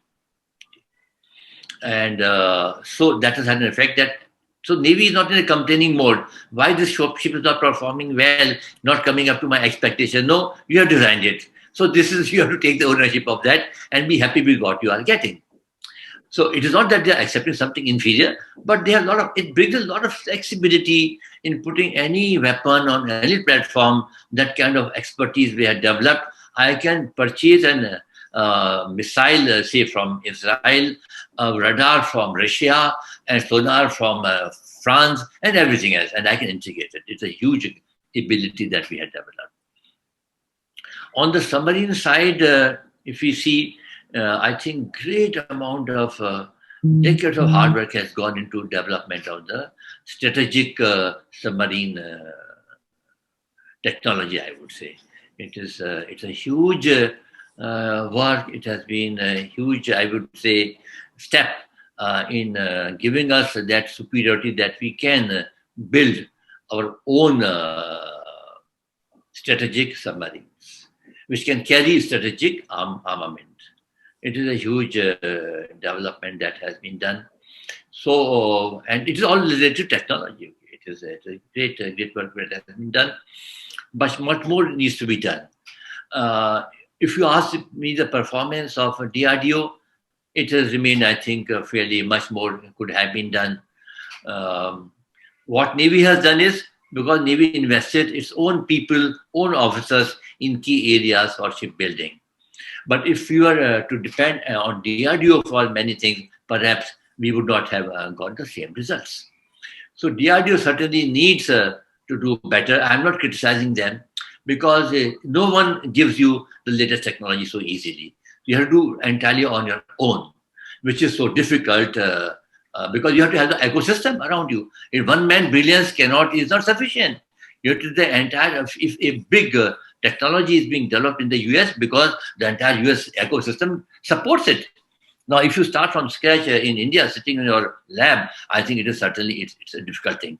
But yet they could have done better, because somewhere I have come across many cases, the will to put that equipment to use and give it to the services, that last mile is missing in many cases. So they are happy that they have developed an item, an equipment, technology which is working in lab, which is not good enough for services. We are not going to fight the war with the lab equipment. So that is where there are differences there. I can have got numerous examples of this kind where the last mile is not well done, and it's not in the scheme of things that this thing that they have developed has to be finally given to the Air Force, to Navy, to Army.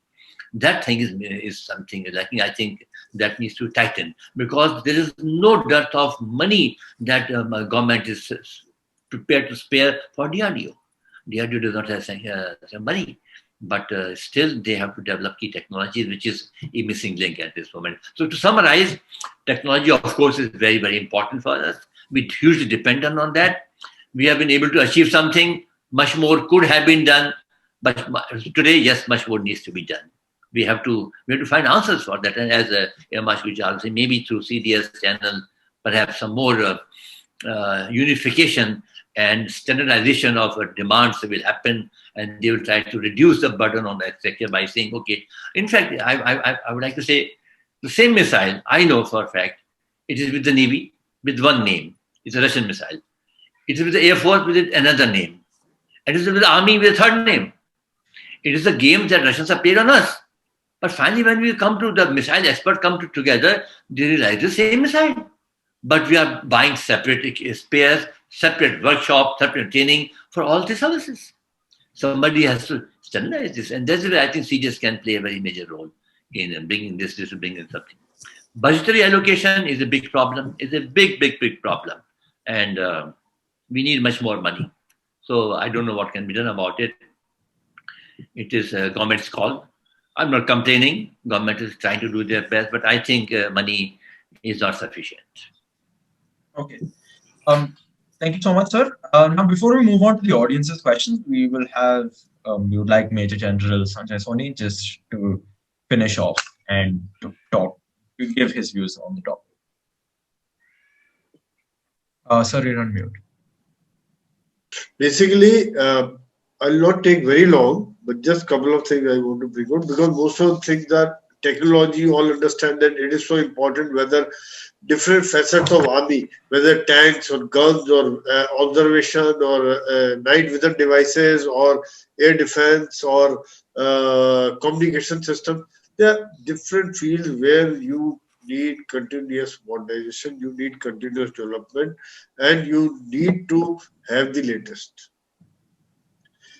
Now I'll come to another point, like when about before retirement, 4 years back, when I was in Delhi, then that's the time we start opening up to the industry. We made a group, IITs, that is intelligentsia, industry, and defense forces. 3 people we joined together. We had number of seminars, meetings, interactions. Then we realized that intelligentsia, the IITs had tremendous ideas. They didn't know what army wants. And the corporate world, the industry also did not know what we want. And we did not know what they can deliver. Yeah. So as a result, lot of things which we realized were going abroad and coming back the same, somebody was making in India only, was going and with the stamp coming to us only with double the cost or 3 times the cost. And plus, when the projects were given, now you see the results are there, whether it is a bulletproof vest which have come up or the carbine or pistol or a lot of things have come up which could have been made, and besides a lot of other small little things which have started coming up and being produced in India, which not only helped, this industry also is helped, the ITs guys also help, and the army also help. The budget is reduced. We are getting the same thing at lesser cost. That is one. So that brings me, because today is a huge gathering, all of you are youngsters. So what Admiral Shrawat and Air Marshall Gujral had brought out, that we need out-of-box thinking. We need different solutions. DRDO could have done much better. That is where you youngsters come into play, because you are the majority. 50% population is below 25. 65% population below 35, and this year average age is 29. So future is yours. So today I thought I will bring out this also, because one thing which is missing here in India is the culture of research, innovation, invention. So people got to think out of box, think differently. There's a lot of scope in all fields of science. When you talk of defense industry, whether Air Force, Navy or Army, in metallurgy, communication, electronics, electricals, mechanical, nuclear, think of anything. Everything it has to be combined. Anything which is made, it is a combined effort. Like a aircraft is made, you need metallurgy, you need electronic, you need electrical, you can need mechanical. Everything is combined.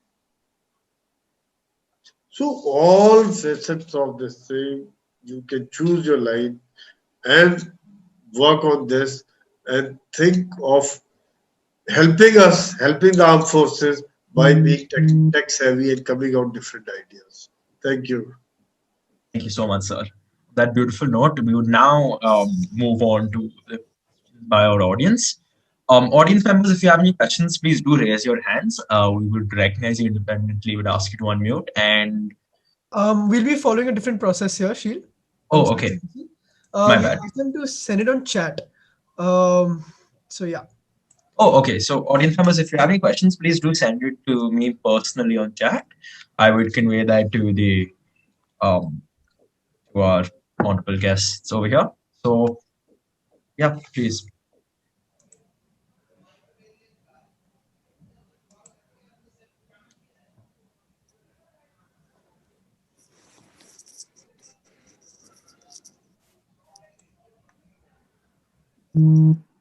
Guys, we have around maybe like 15 to 20 minutes more. If anyone has any questions whatsoever for our wonderful guests. Yeah. Okay, we have one question from Ashish. I think it's similar to the lines of what we were discussing. My question is, as per my knowledge, many of the aircrafts in the Indian Air Force are bought from foreign countries. Why is India not making their own aircrafts and becoming self-reliant as per what our Honorable Prime Minister has to say? I think we can direct this question to the Air Marshal, seeing this Yes. is directly related to the Air Force.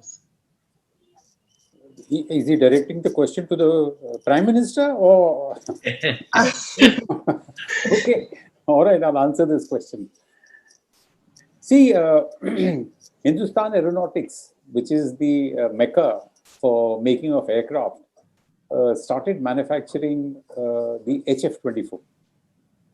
This was in 60s, where we hired one German expert who was working for in the Hitler's time, Kurt Tank.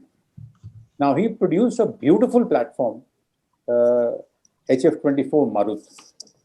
The problem with that aircraft, it was a twin-engine, low-level fighter, but the engines were not there. So we went into a collaboration with Egypt. That time, if I'm not wrong, Nasser was the person and Jawaharlal Nehru was here as the Prime Minister.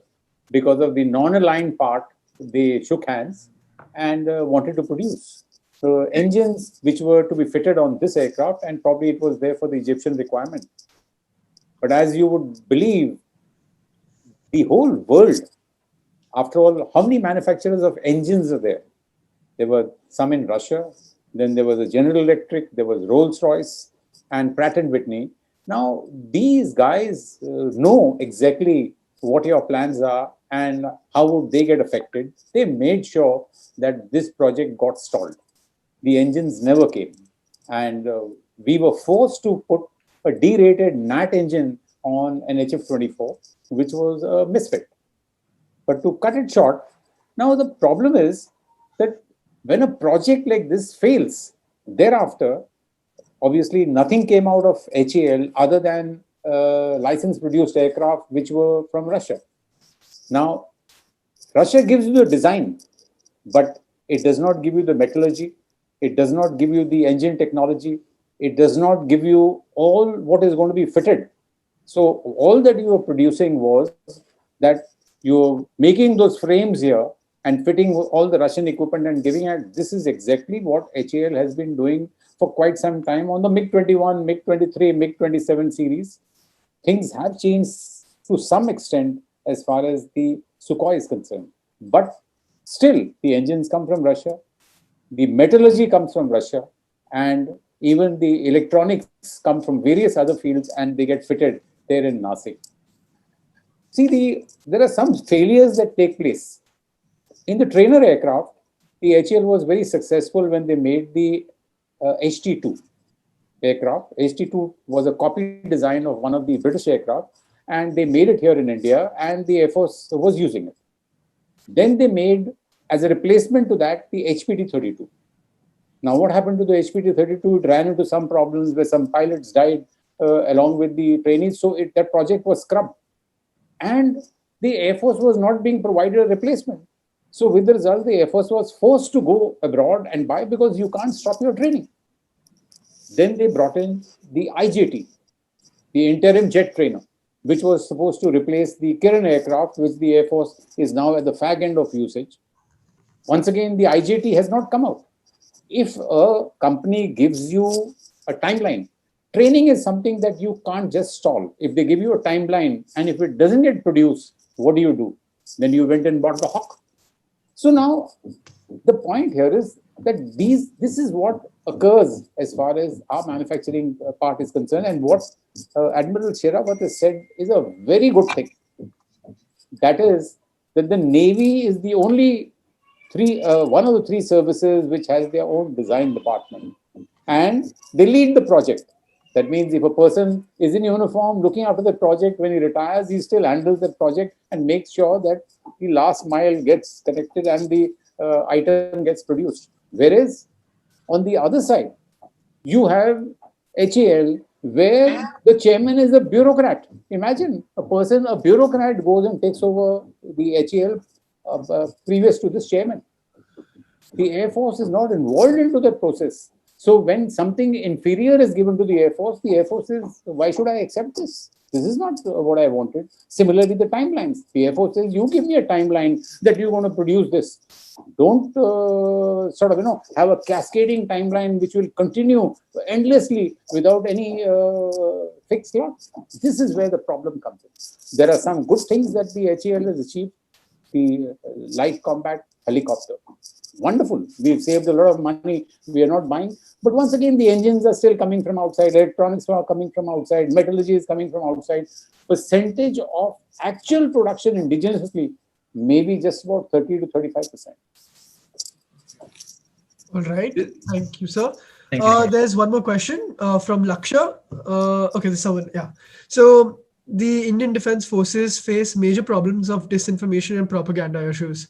How are the IDFs, which is the Indian Defense Forces, moving forward with this challenge? This is related to the whole panel. So anyone?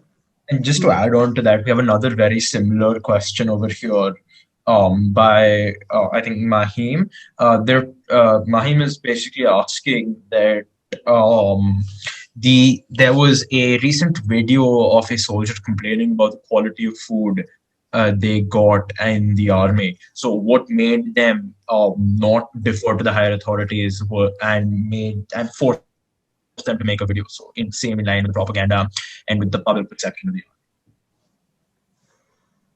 This was from the BSF. Yeah, that was from the BSF. And the same guy stood for elections against the Prime Minister in Varanasi, if I'm not wrong. Yeah, he got into politics, correct? Yeah.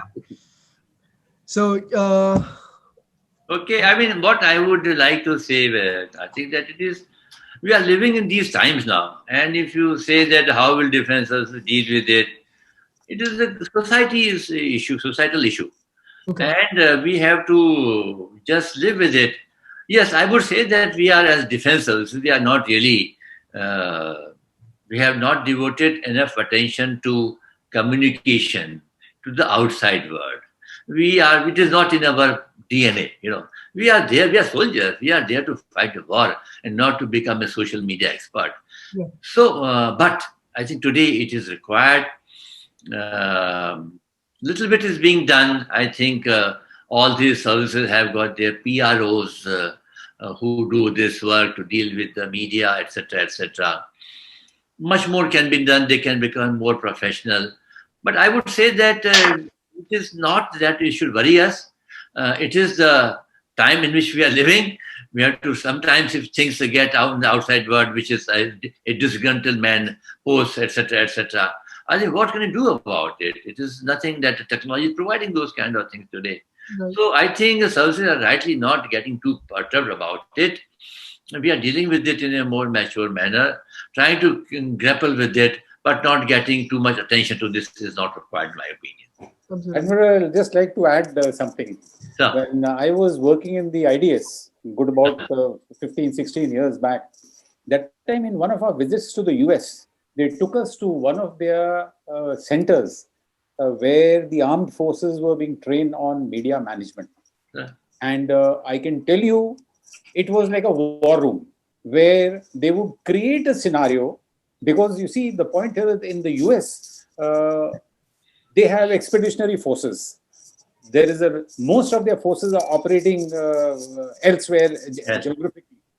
How do you handle a situation which develops? Because for the commander there, it is a political-diplomatic situation and military is linked with it.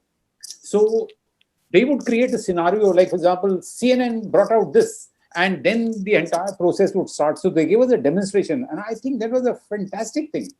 And probably the services will have to look at also familiarizing and training the senior commanders as to what to say when to counter all these issues, because these are the same problems that are going to keep coming up and which can be an embarrassment if you say a wrong thing at a certain point in time. So I feel that kind of a system is going to really help out to the armed forces. Absolutely. So, sir, would you consider it appropriate for someone from the armed forces going ahead and making such a video? Does that go against a certain, how would I say, bond within the military, like, or your contingent, etc.? No, in fact, we have enough channels. Actually, it is absolutely wrong to make this video because there are a lot of channels open. Unlike a perception which is outside in the civil that it is only autocratic and only one-way channel is there. There are many channels of communication are there, whether it is through his own people, through officer, or through letter, which can be sorted out. So at times, these are the people who are, in my way, are disgruntled because of some other reason, and then they want to take out this thing in the public domain. Absolutely. So, sir, there'll be two questions that I'll merge. I'll say both of them, and then I think they both have similar value. So, my question is do you think that the armed forces provide enough support and counseling to those affected in war, not only in India, but other countries as well? I think we'll stick to India. And from the other, recently in news, I read about mental health problems in the military, which is due to post-traumatic stress disorder soldiers face. So, why defense? Do the defense have anything to help cure this?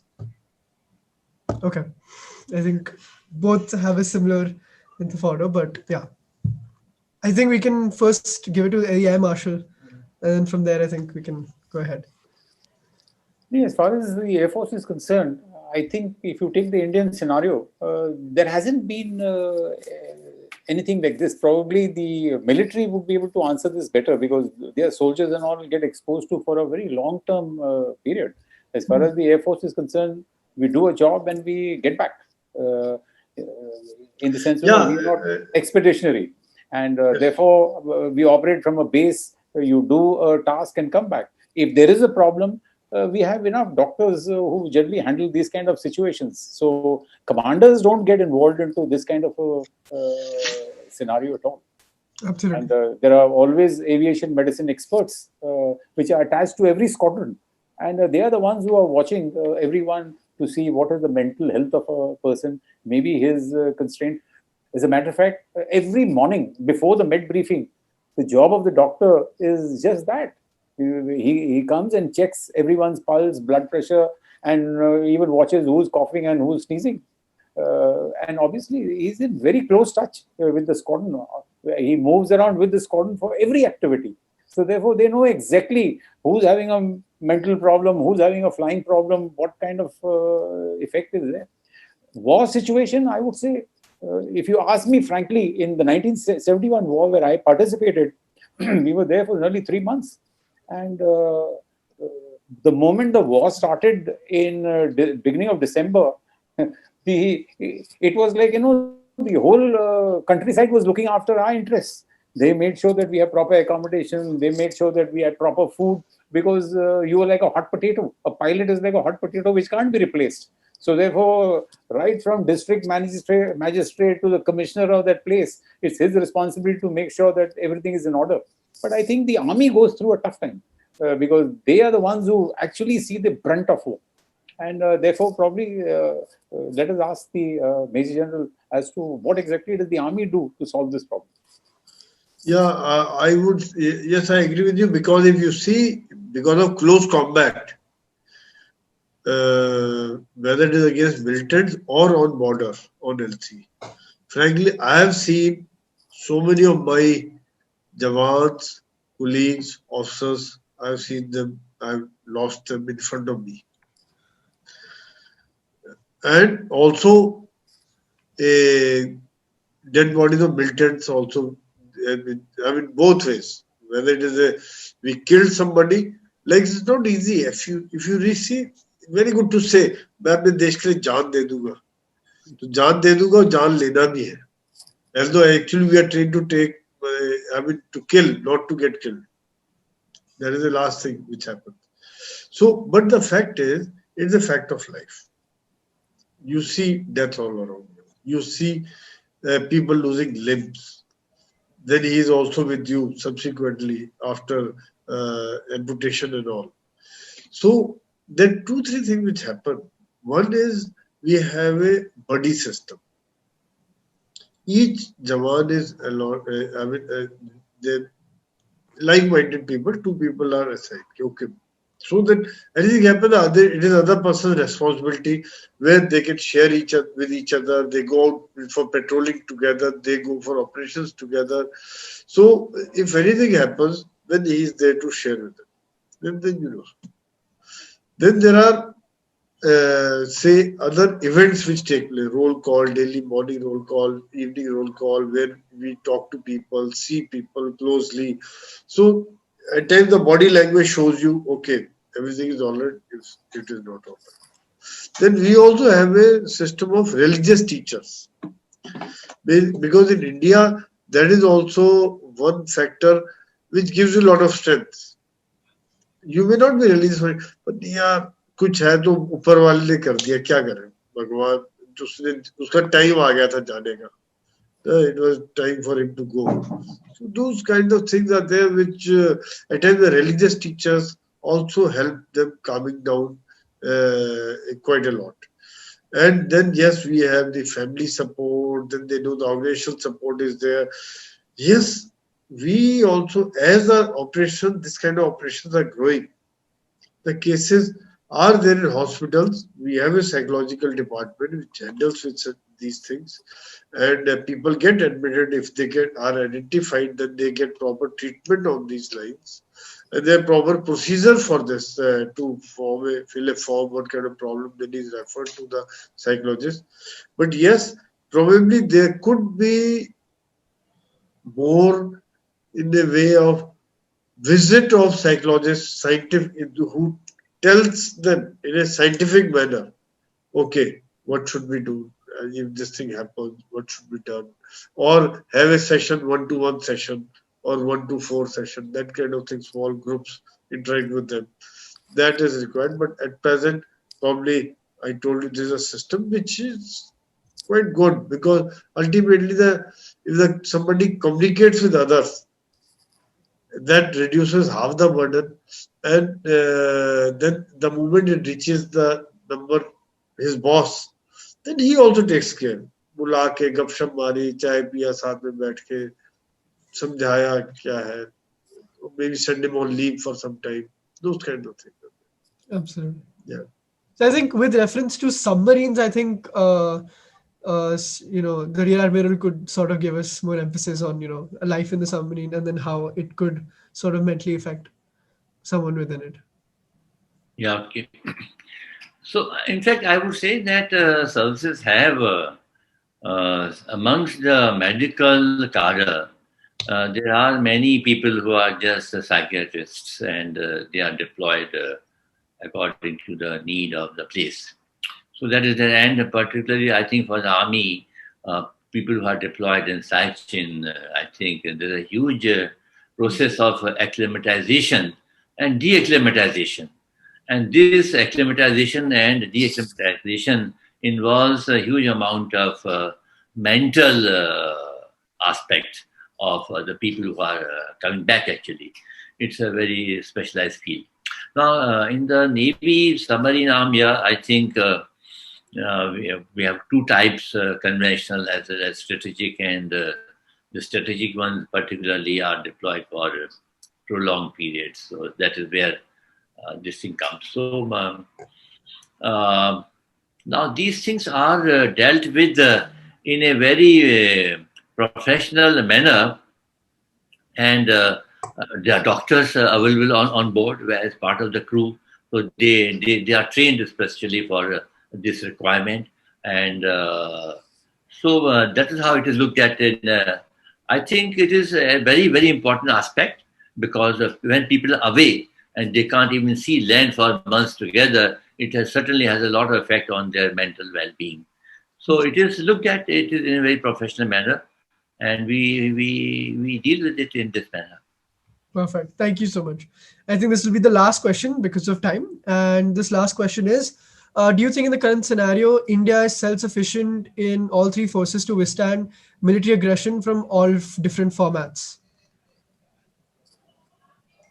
So I think we could have anyone, maybe if the Air Marshal would like. You can ask all three of us and we will all say yes. Yes. Absolutely. Because the chiefs have said yes, and therefore we also say yes. Because Let after all, it is clear. Yes.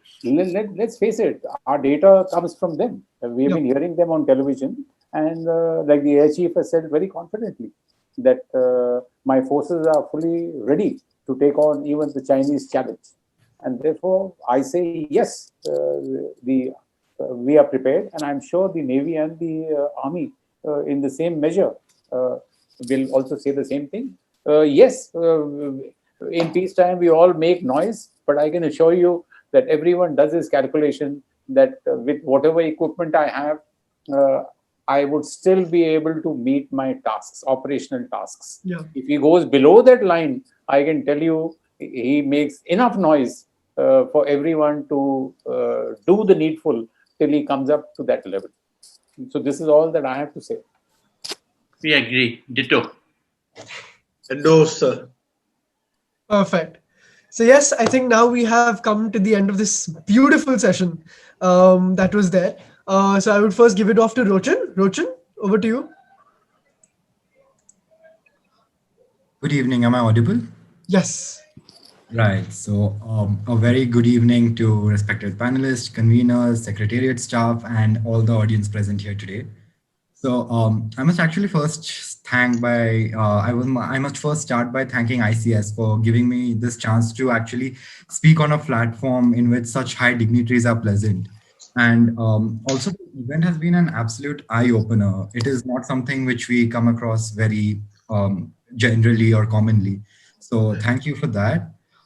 Next, this is really important. I must express my sincere gratitude to Real Admiral for giving us the technical coverage on the intricacies of the backroom of Indian defense. That's something which we, again, don't come across very easily. Next, my gratitude to the Air Marshal for talking in detail about the training of women. And that is something that is only inside the academy and the common public does not know. But because of people like you, we can actually learn about it.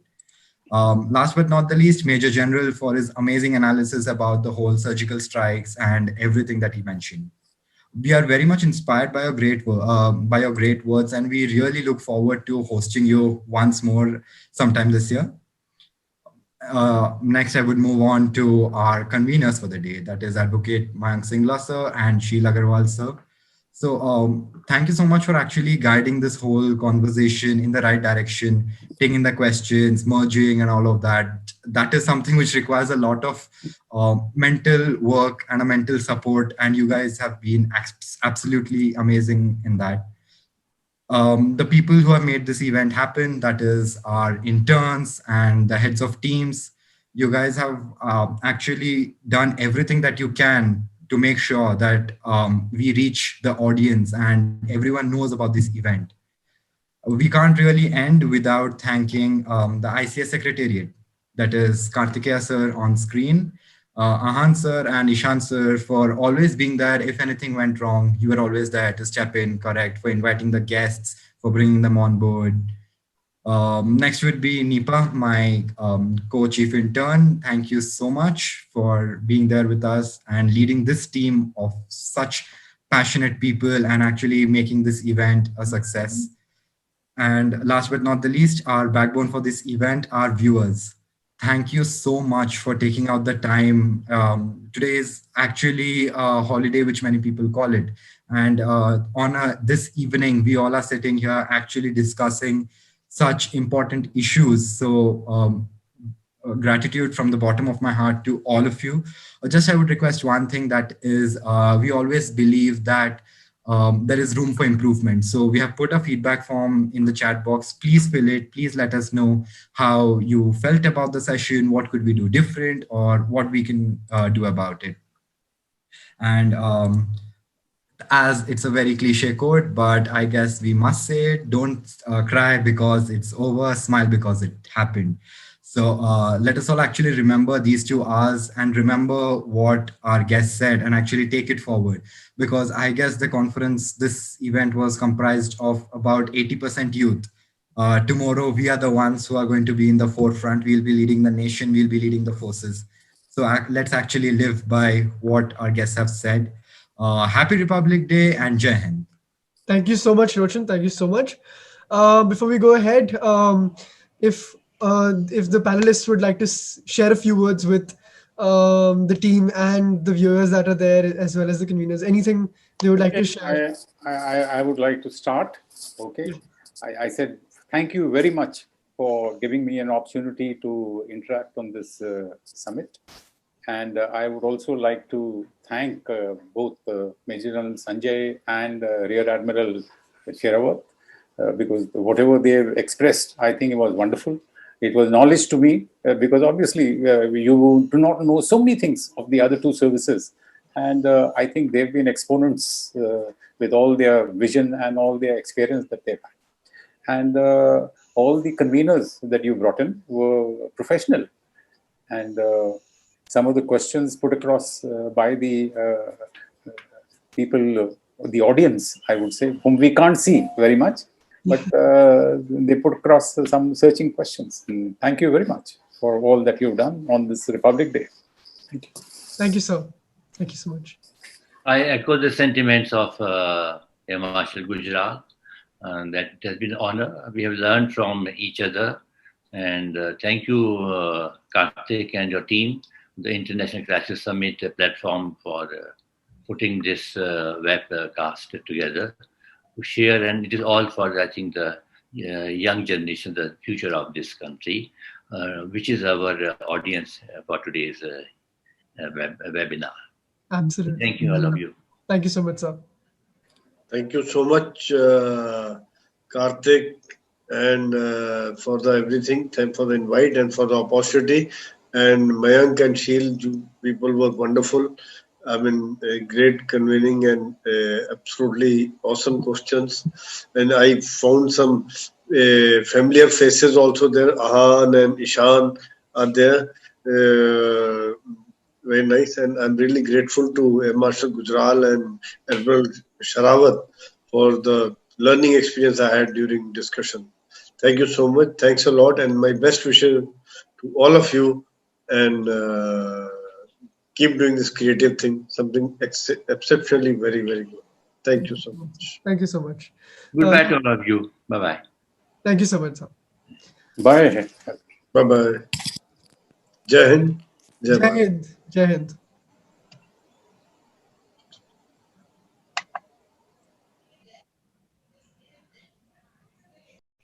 Took it through, and it was the countless efforts of this team. I mean, me and Karthik can't do anything if it wasn't for this team. If we didn't have people like Mayank and Sheel come here and help us over here in moderating, this wouldn't have been able to happen.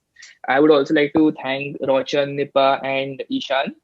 They have been there all throughout. They have been the ones who have helped in taking this event through more than me and Karthik. They are the one who did the work on the ground, and I believe the other one who deserved the win. So the victory of this event belongs to you all. Absolutely. Well put. All you interns. Thank you, sir. Ishan, finally to you. So yes, guys, it's been an honor to work with all of you out here, be it with Ahan sir or Karthik sir. And good job, guys, each and every intern out here. And thank you to all the viewers for coming in for this event. Thank you. Thank you so much. Thank you so much, Advocate Mayank, and thank you so much, Sheel, for taking out your time and agreeing to do this. I think the flow, as per produced by you, was absolutely amazing. And I think we have gotten greater insight because of your guidance there. Thank you so much. Thank you all. Thank you so much for coming. And we hope to see you coming for more and more of our events. And you can follow us on our Instagram handle, our Facebook, our LinkedIn, and we will get in touch with you as well. You already have connected with your marketing personnel, and you can get through to us for any other requests. Thank you so much. Before anyone leaves, just another thing that I do recommend all of you to follow our page, because we have another event coming up very soon that I believe all of you all are going to enjoy. So please do follow our page and keep notifications on for updates, so you can follow us and get the latest update about the newest events. Thank you. Back to you, Karthik. Thank you so much, guys. Thank you. And see you. Bye-bye. And a very, very public day. International Crisis Summit. That is The our name. Just type in International Crisis Summit, you will find it. And you can check us out on our website as well, www.internationalcrisissummit.com. As simple as that. All right. Thank you. Thank you all. You may disperse now. Thank you.